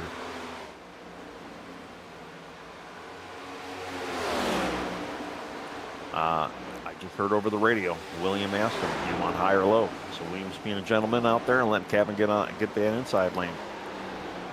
All right, we're coming down to it. 25 laps to go here at Kansas Speedway in the Kansas 250, the finale for the 2025A Victory Fuel Cup Series season. And your points leader is in fourth, looking good for the championship. Kevin Ruff trying to get the first win of the season here at Kansas. Well, again, he just took over the lead. Again, William Lark being a gentleman out there, kind of giving it to him. Saw him coming, and Kevin is just driving away. He's got a 4/10 gap over for a second right now. Jamie Knopf is still coming, though. He's got it down to 1.8 right now to Kevin. So he's still got a car in the way. I'm sure Williams going to kind of allow Jamie to get by him when he gets there, but Jamie's still got a little work to do here. And the laps, he doesn't have many laps to do. He got about 20, 22, 23 laps more to go.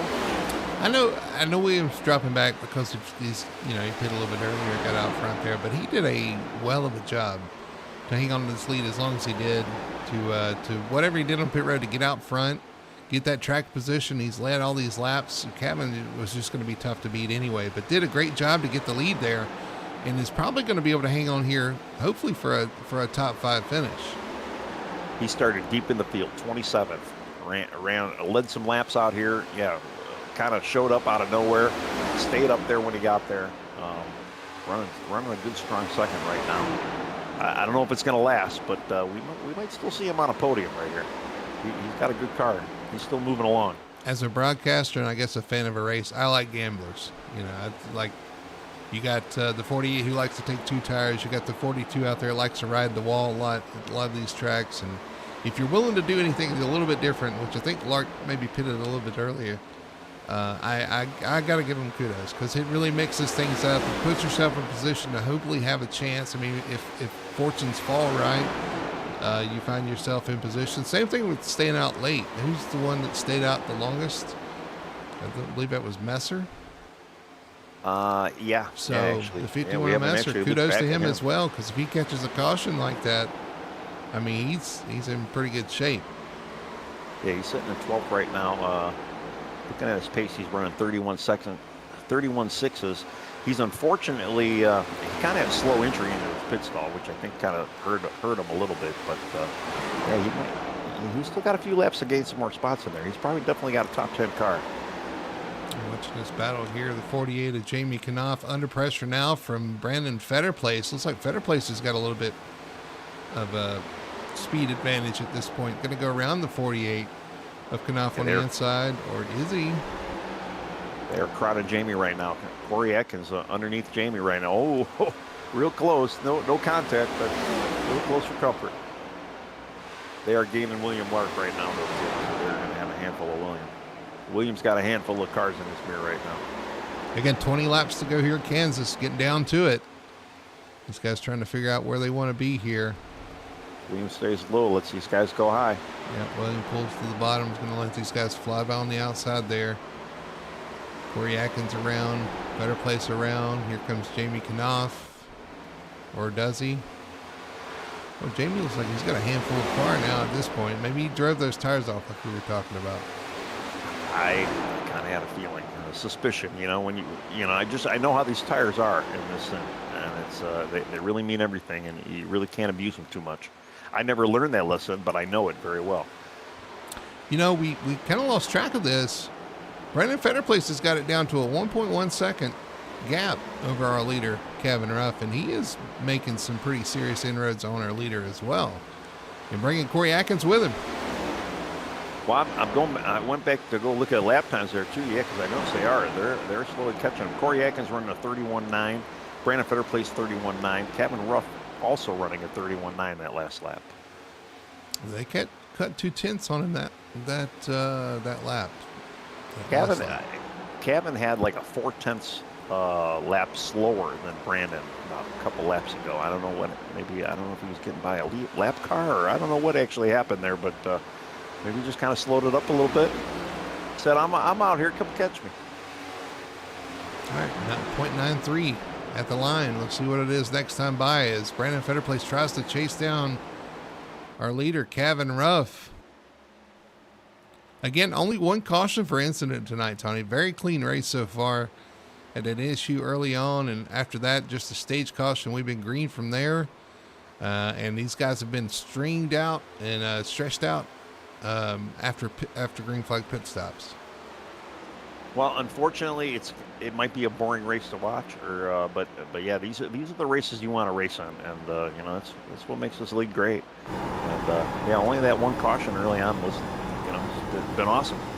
But this is, I put a lot of kudos to obviously the drivers, but also this track. This track really provides really good racing, and they're showing it to us tonight. I mean, we still got about 15 more to go here, and we might see a battle for this lead coming up here. We got three strong cars right now that are they're all in that window.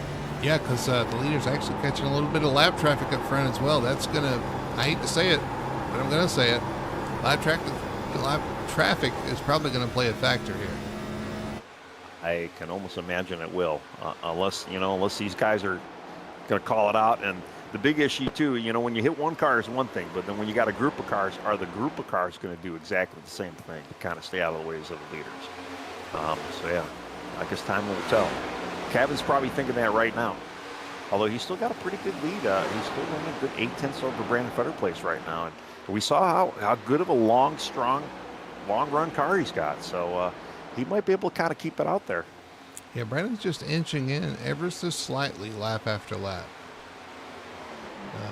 Really, he looks better through 3 and 4 than 1 and 2. 1 and 2 looks like he's struggling a little bit, but 3 and 4, he's really eating into the lead. He's got it to 0.73, 0.72 now. This is going to be a battle. This is not over.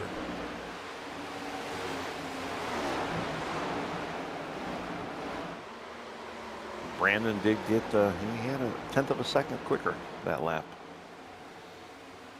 Yeah, that's really what it's going to come down to. Brandon's going to have to, he's going to have to keep that 1/10 of a second pressure on him if he even wants a sniff of that bumper by the time. We are running out of laps. We got about 12 more to go, so almost 11, I think, when they cross the line here. Yeah, there'll be 11 laps to go at the line. And they are catching lap cars. The 12, Robert Fitzpatrick Sr. right in front of them. He's going to dive to the bottom, give the top to the 99 of Ruff. And Kevin's been running that rough, the rough side, the outside. Yeah. So he's been making that outside work. And then, Brandon Fetterplace, too, he's no stranger to that outside. And unfortunately, though, Brandon's going to have to deal with the same lap traffic that Kevin gets. Here comes Brandon is slowly closing in. He's got it down to 5/10, half a second. Let's go to the inside of the 12. Back to his lane in turn 1 and 2. Well, he can see him. Yeah, unfortunately, Corey Atkins kind of lost that a little bit, lost that edge. So he's really not in that picture for the second place or even the lead right now. And then even Nick Alford. But Nick has to do is finish clean. He's got a nice, strong 4th place finish right now, and he just wants to stay green. Oh, our leader, I think, touched the wall off the corner there. 0.6 of a second between first and second. That's Ruff to Fetterplace. So Ruff is putting on He poured on a little bit of speed that lap. 10 laps to go. Now down to 5/10. Daniel Simmons looked like he got a little loose in front of Kevin, though. Kevin's going down the low. Yeah, Kevin's going to have to go to the bottom here. A little bit of a change of the line here. Coming through 3 and 4. He's going to swing up to the top. Clear him off of turn 4. Some of the guys, they don't realize, some of our viewers, they don't realize how hard it is when you're running an outside line or an inside line lap after lap after lap, and you got to change that lane. It kind of screws up your mind a little bit. Yeah. You'd almost wish, like right now, he's saying, please, Kyle, go low. And Kyle does go low. He's going to oblige him. He's going to go to the bottom, give that top lane to Kevin Ruff as Brandon Fetterplace tries to close in. Kevin in the wall. Is Kevin in the wall off turn 4 there? He did. He skimmed it a little bit. That's going to slow him down. Didn't hurt him too bad, but Brandon is coming. 0.3, 0.3 of a second. Now Fetterplace is going to go to the bottom on Kyle Milliken. Can he clear him off turn 2? He does. Boy, he is closing in. We've got 8 laps to go here at Kansas. This could be one of them barn burners.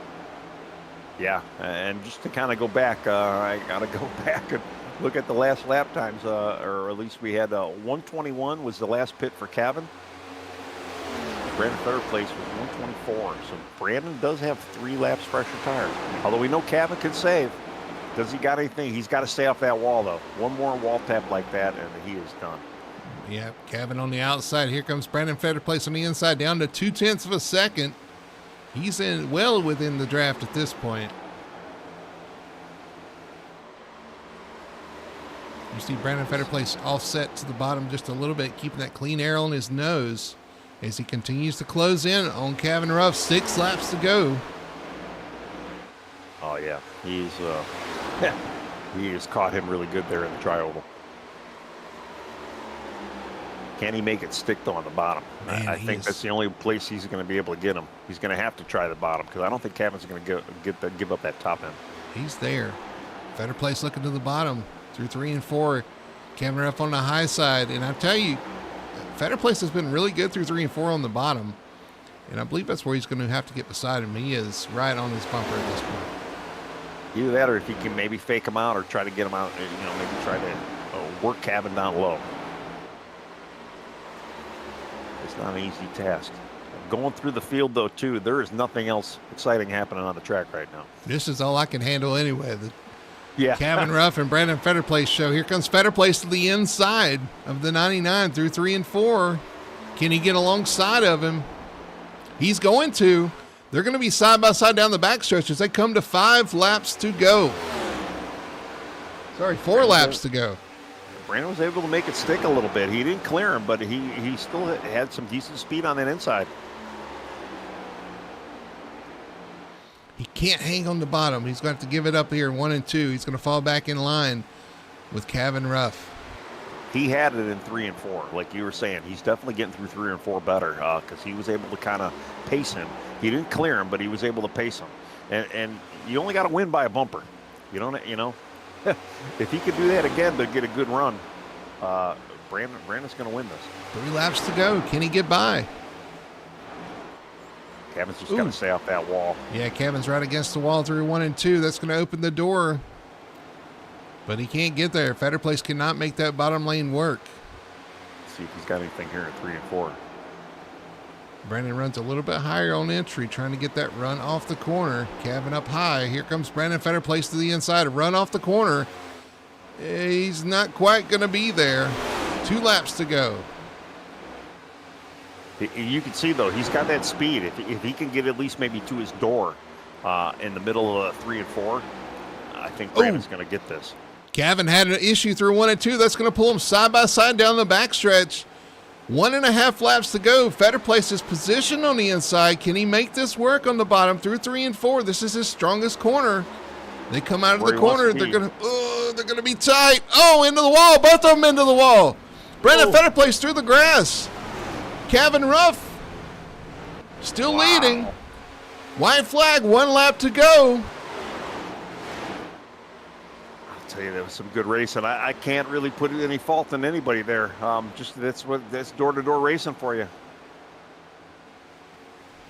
down the backstretch. Looks like he's going to limp this one home. Kevin Ruff survives a late race charge from Brandon Fetterplace after getting the wall off turn 4. Comes around. He's going to claim his first win in FTSR history. He's the winner of the Kansas 250. Did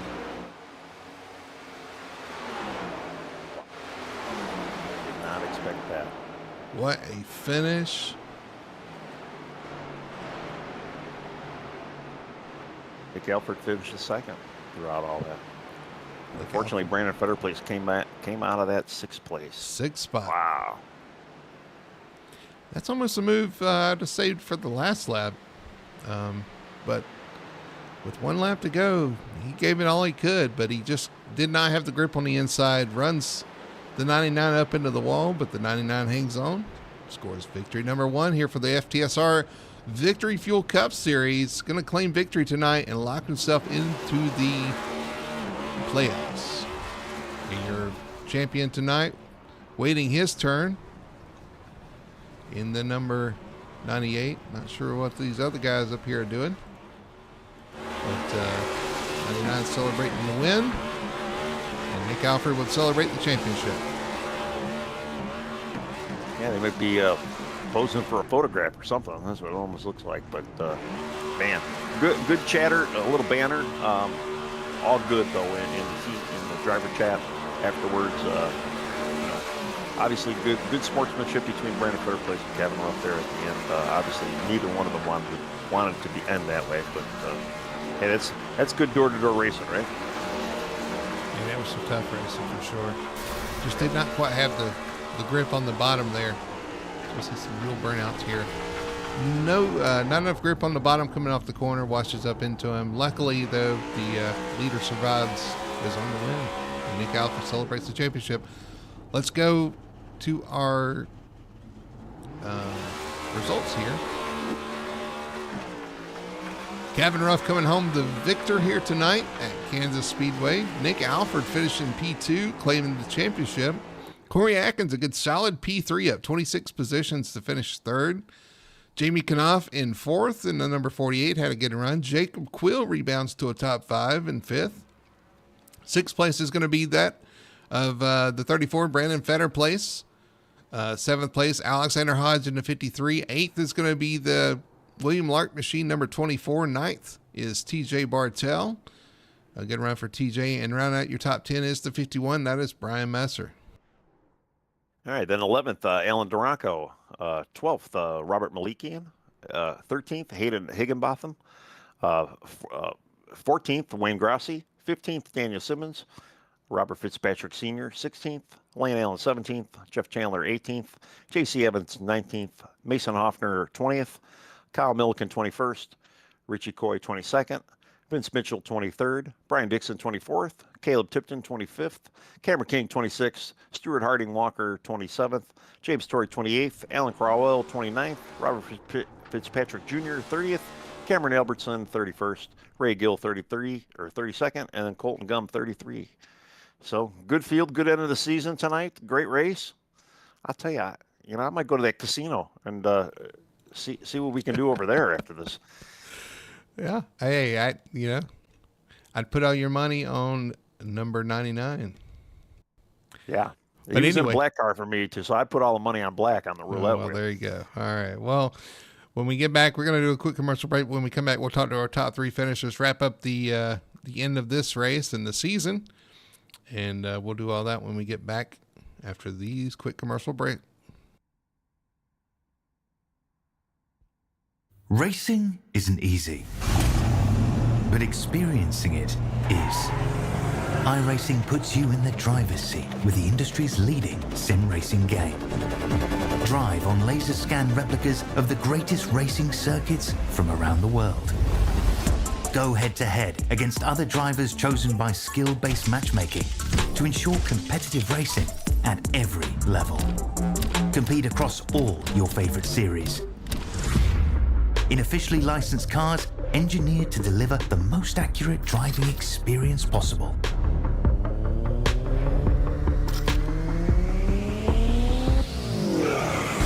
Join a race or host your own with players from across the globe.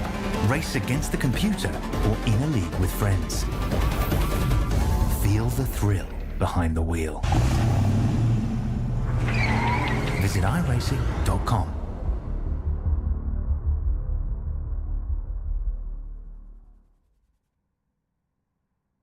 We are Best One. The best tires. The best customer service. The best automotive service. The best team. And the best customers. You see, Best One isn't just our name, it's who we are. Since 1948, Best One has been delivering quality and dependable tires and full-service automotive care to our customers. Best One, selling tires, serving people. We are Best One.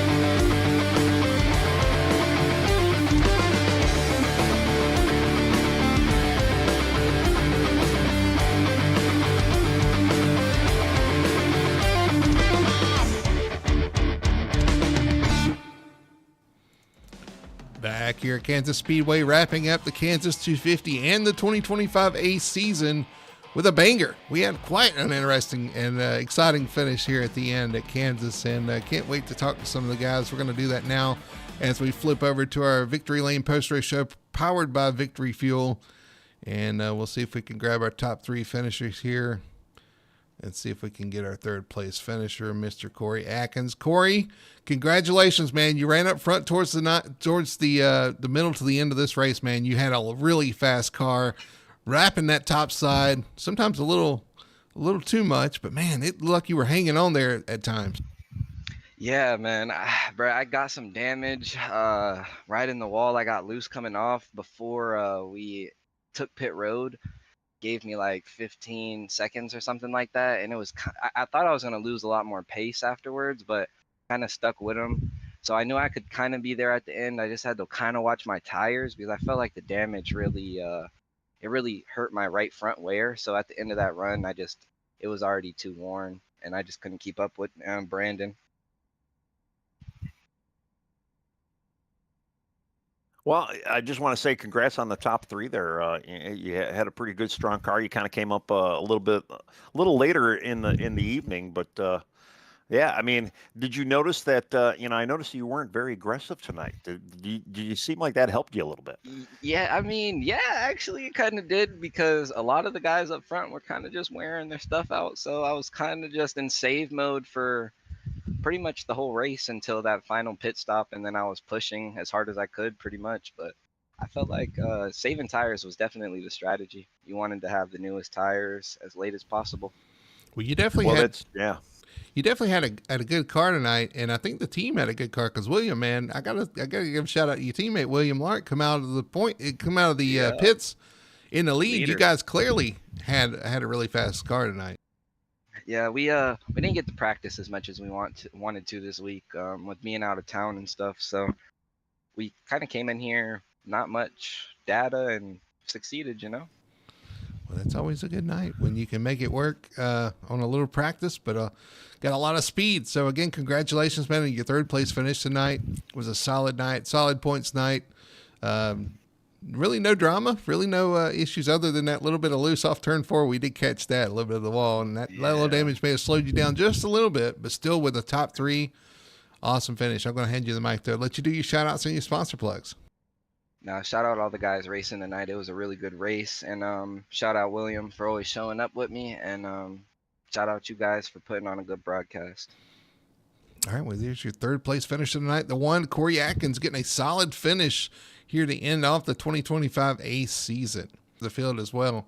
We're going to actually skip the second place guy and go straight to our leader. We're going to talk to our champion last, but let's talk to our leader tonight, our winner tonight, win number 1 of the year for the 99, Kevin Ruff. Kevin, congratulations. Thank you. It's been a long time waiting for this. I worked my tail off for it, and it showed. That was some really, really good racing right there at the end. Yeah, well, it wasn't without drama though. That Nick Alford machine was getting big in your mirror, and it wasn't without a little drama there at the end, man. It had to have you a little shaking a little bit. Yeah, it definitely did. I knew Fetter Place had something cooking, and I was like, I just got to keep running this top line. And then Fetter Place, he got into me a little bit. I thought it was going to take me out. If you look at the replay, I don't know how I saved it, but it slowed me down so much. I was like, if we had 2 laps to go, Nick Alford may be winning this race and the championship. But I had to do the spoiler, so. Well, I want to say congratulations on the first win with the group. I didn't see Michelle in the chat tonight, but hopefully she's tuned in tonight and seen this first win on you. Apparently, you probably like this track a little bit too, huh? Yeah, I really do. This is a fun track. Me and Fitz Jr., we have similarities in driving style, and I think that's why our friendship has gotten so strong on iRacing. And we were just talking throughout the week, and he was just giving me some pointers and stuff. And then when he unfortunately got wrecked, he kind of became my Cliff Daniels, Ray Everham in the race, and was just telling me some tips and stuff and some ideas. And man, it really worked. I don't want that every race. I want to see Fitz in there racing with me. But when situations like that happen, it's nice when teammates can help one another to get a win. Yeah, I was going to say sure, you may want him. Maybe have him wrecking out every race if he's going to end up with you a win, right? Yeah, no kidding. No, I really wanted him to have a good run tonight. We knew it was going to be hard for him to get that championship. And congrats to Nick Alford, man. He deserves it 100%. That dude is such a clean racer. Appreciate the racing etiquette he gives on and off the track. He races hard, but he races clean. He's just a good dude. And we knew it was going to be hard, but we had a shot.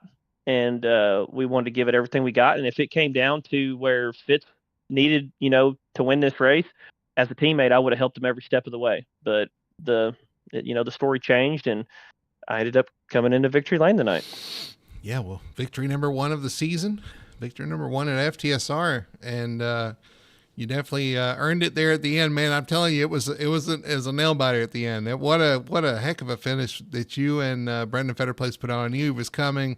Just ran out of grip off turn 4, a little bit of contact, squeeze play into the wall, shot him down to the inside, and you roll around with that 1 lap to go to a victory. Congratulations once again, man. I'm going to hand you the mic. Thank you. Hand the mic. Thank you. Yeah, I just want to give a big shout out real quick to Best One Tire. Brody, you've been great with putting, the sponsorship together, with Best One wanting to support me and what I do outside of working for them. So Brody and me, we've got Best One to agree to terms to continue the Best One Replay sponsorship.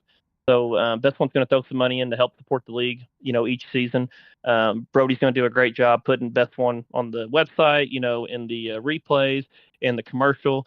So thank you, Brody. I appreciate that. I appreciate you and Tony, what you've done in the booth this year. This is just fun, man. It's really good. We work our everyday jobs 9 to 5 in real life, and be able to come on here and have a great time. This is good stress relief. This is good for people that battle mental health. And I'm just so appreciative of a family that has let me come in, even when I had, some bad terms with some people before I got in this league. And also, I want to say thank you to Best One, because today I showed up to work in my sales truck, 375,000 miles Chevy 2500, and they gave me a brand new 2025 Chevy 2500 4x4 sales truck today. Brand new. Don't even have 300 miles on it. Drove it home, and it's got 212 miles on it on the dash. So thank you to them. They rewarded me for my hard work for them, and I'm so appreciative of it. It's a beautiful pickup truck. So I want to thank them for that. And shout out to my teammates. Shout out to Michelle. And, yeah, I'm just so thankful to get this win tonight. Thank you, guys. Well, there's your winner tonight, Brendan Kevin Ruff. And Kevin, this sounds like it's been quite a day for you. So, wow. Yes. So, you need to go buy some scratch offs or go to the casino here on turn 2. Absolutely. No kidding, guys. All right. But thank you. But man, it was great to see you finally notch that win in the books, and I'm sure that there's more to come from the 99. So glad you got that monkey off your back. We'll see how many more you can get this season and going forward. congratulations tonight. Enjoy it, and we'll see you. We'll see you next week at the All-Star, and in 2 weeks when we restart Season B at Charlotte. Thank you. Here's your winner tonight, Kevin Ruff, in the number 99, getting win number 1 of the season and win number 1 of his career. And man, it's Tony. It sounds like it was quite the day for the number 99. Oh, yeah. I mean, you get a truck on top of it. Well, and he punched his ticket into the All-Star race now too with that win, so he doesn't have to race for that spot. And I got to say too that I definitely am appreciative of Best One Tire and Auto Care coming on board, doing our replays. We didn't use them much tonight, Tony, but definitely having those guys sponsor the replay section of the broadcasts and just supporting the league. Very happy to have them on board. Kevin's told me how much of a great American company they are, so very happy to have them on board. Announcement coming soon. I haven't put it together yet, but they are continuing in Season B and going forward. So looking forward to that. So yeah, great sponsor to have. Yeah, glad they're on board.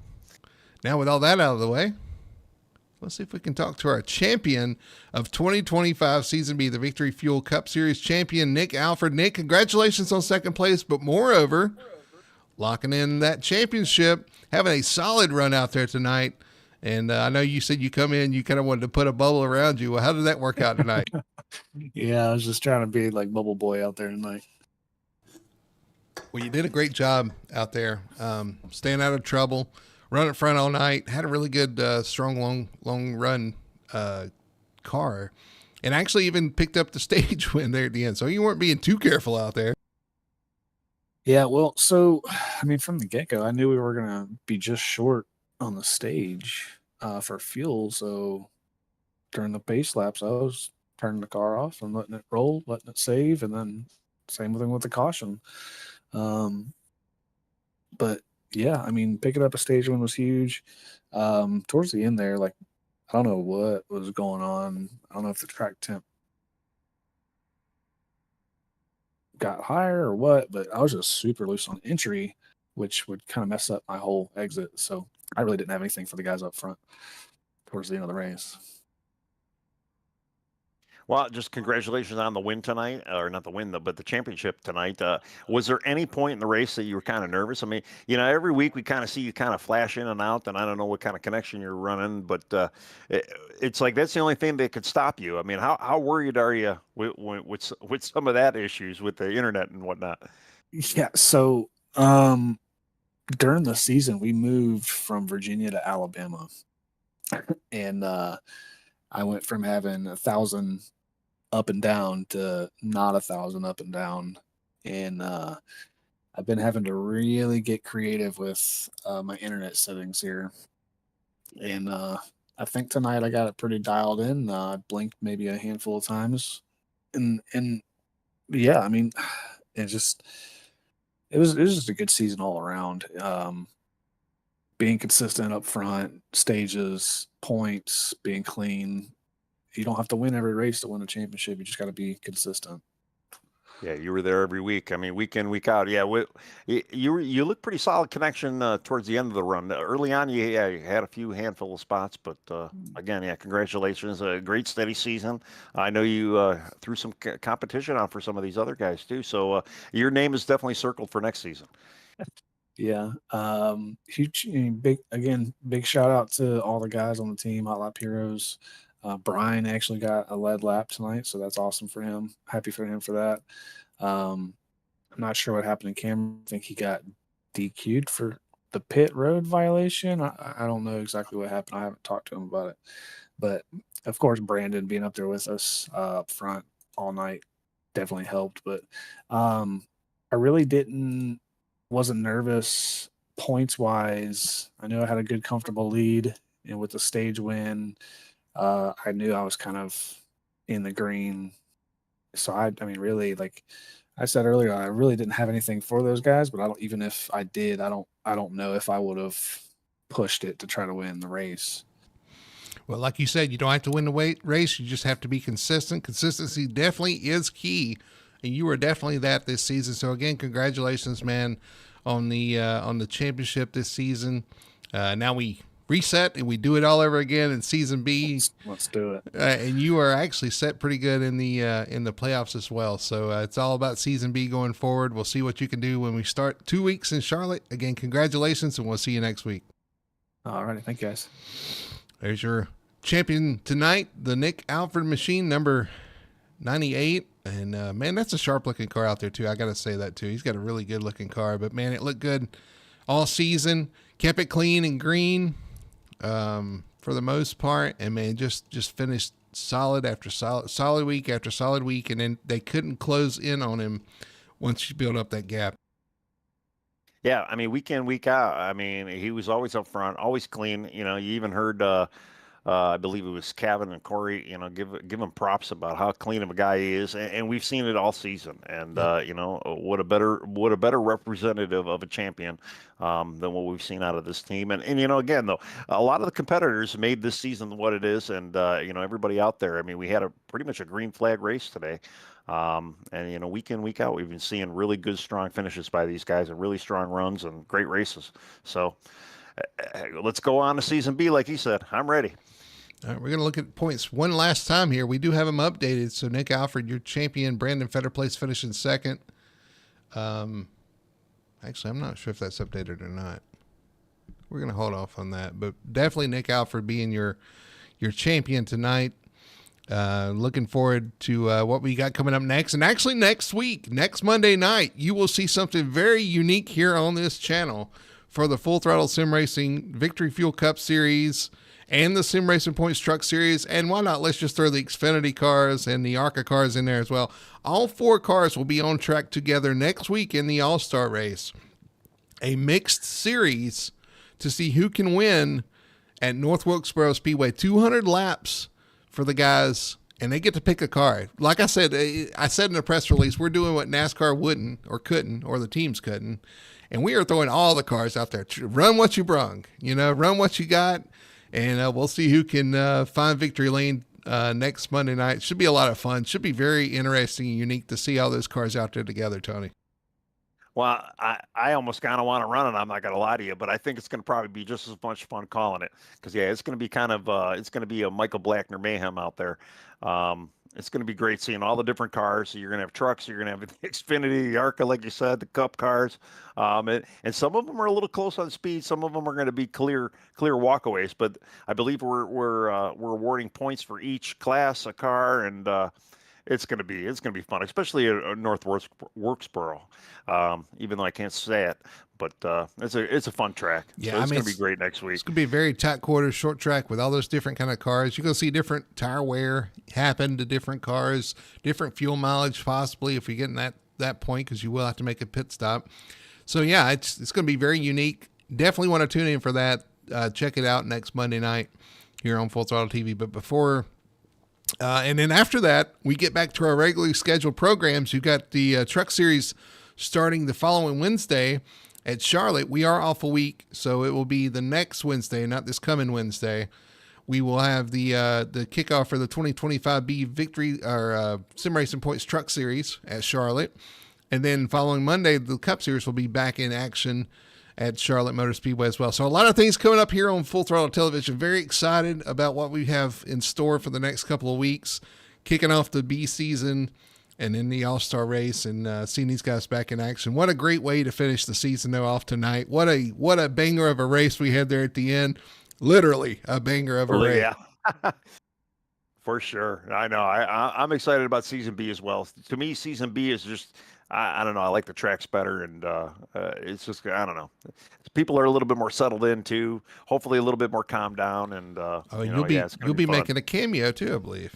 So I might be. I'm still working on it. I got to get you a partner in the booth, but that's gonna maybe. I would love to run Sonoma, so we'll see what happens. All that in store for next season and next couple of weeks. But for tonight, that's going to do it for us here at Kansas Speedway. Hope you've enjoyed it. We've enjoyed it as well. What an A season we've had, and we'll get it cranked up for B season in the All-Star race next week. But for Tony Solari and everybody at Full Throttle Television, my name's Brady Hanna. Thanks for watching, and we'll see you next week, next Monday night, for the All-Star race here on Full Throttle Television.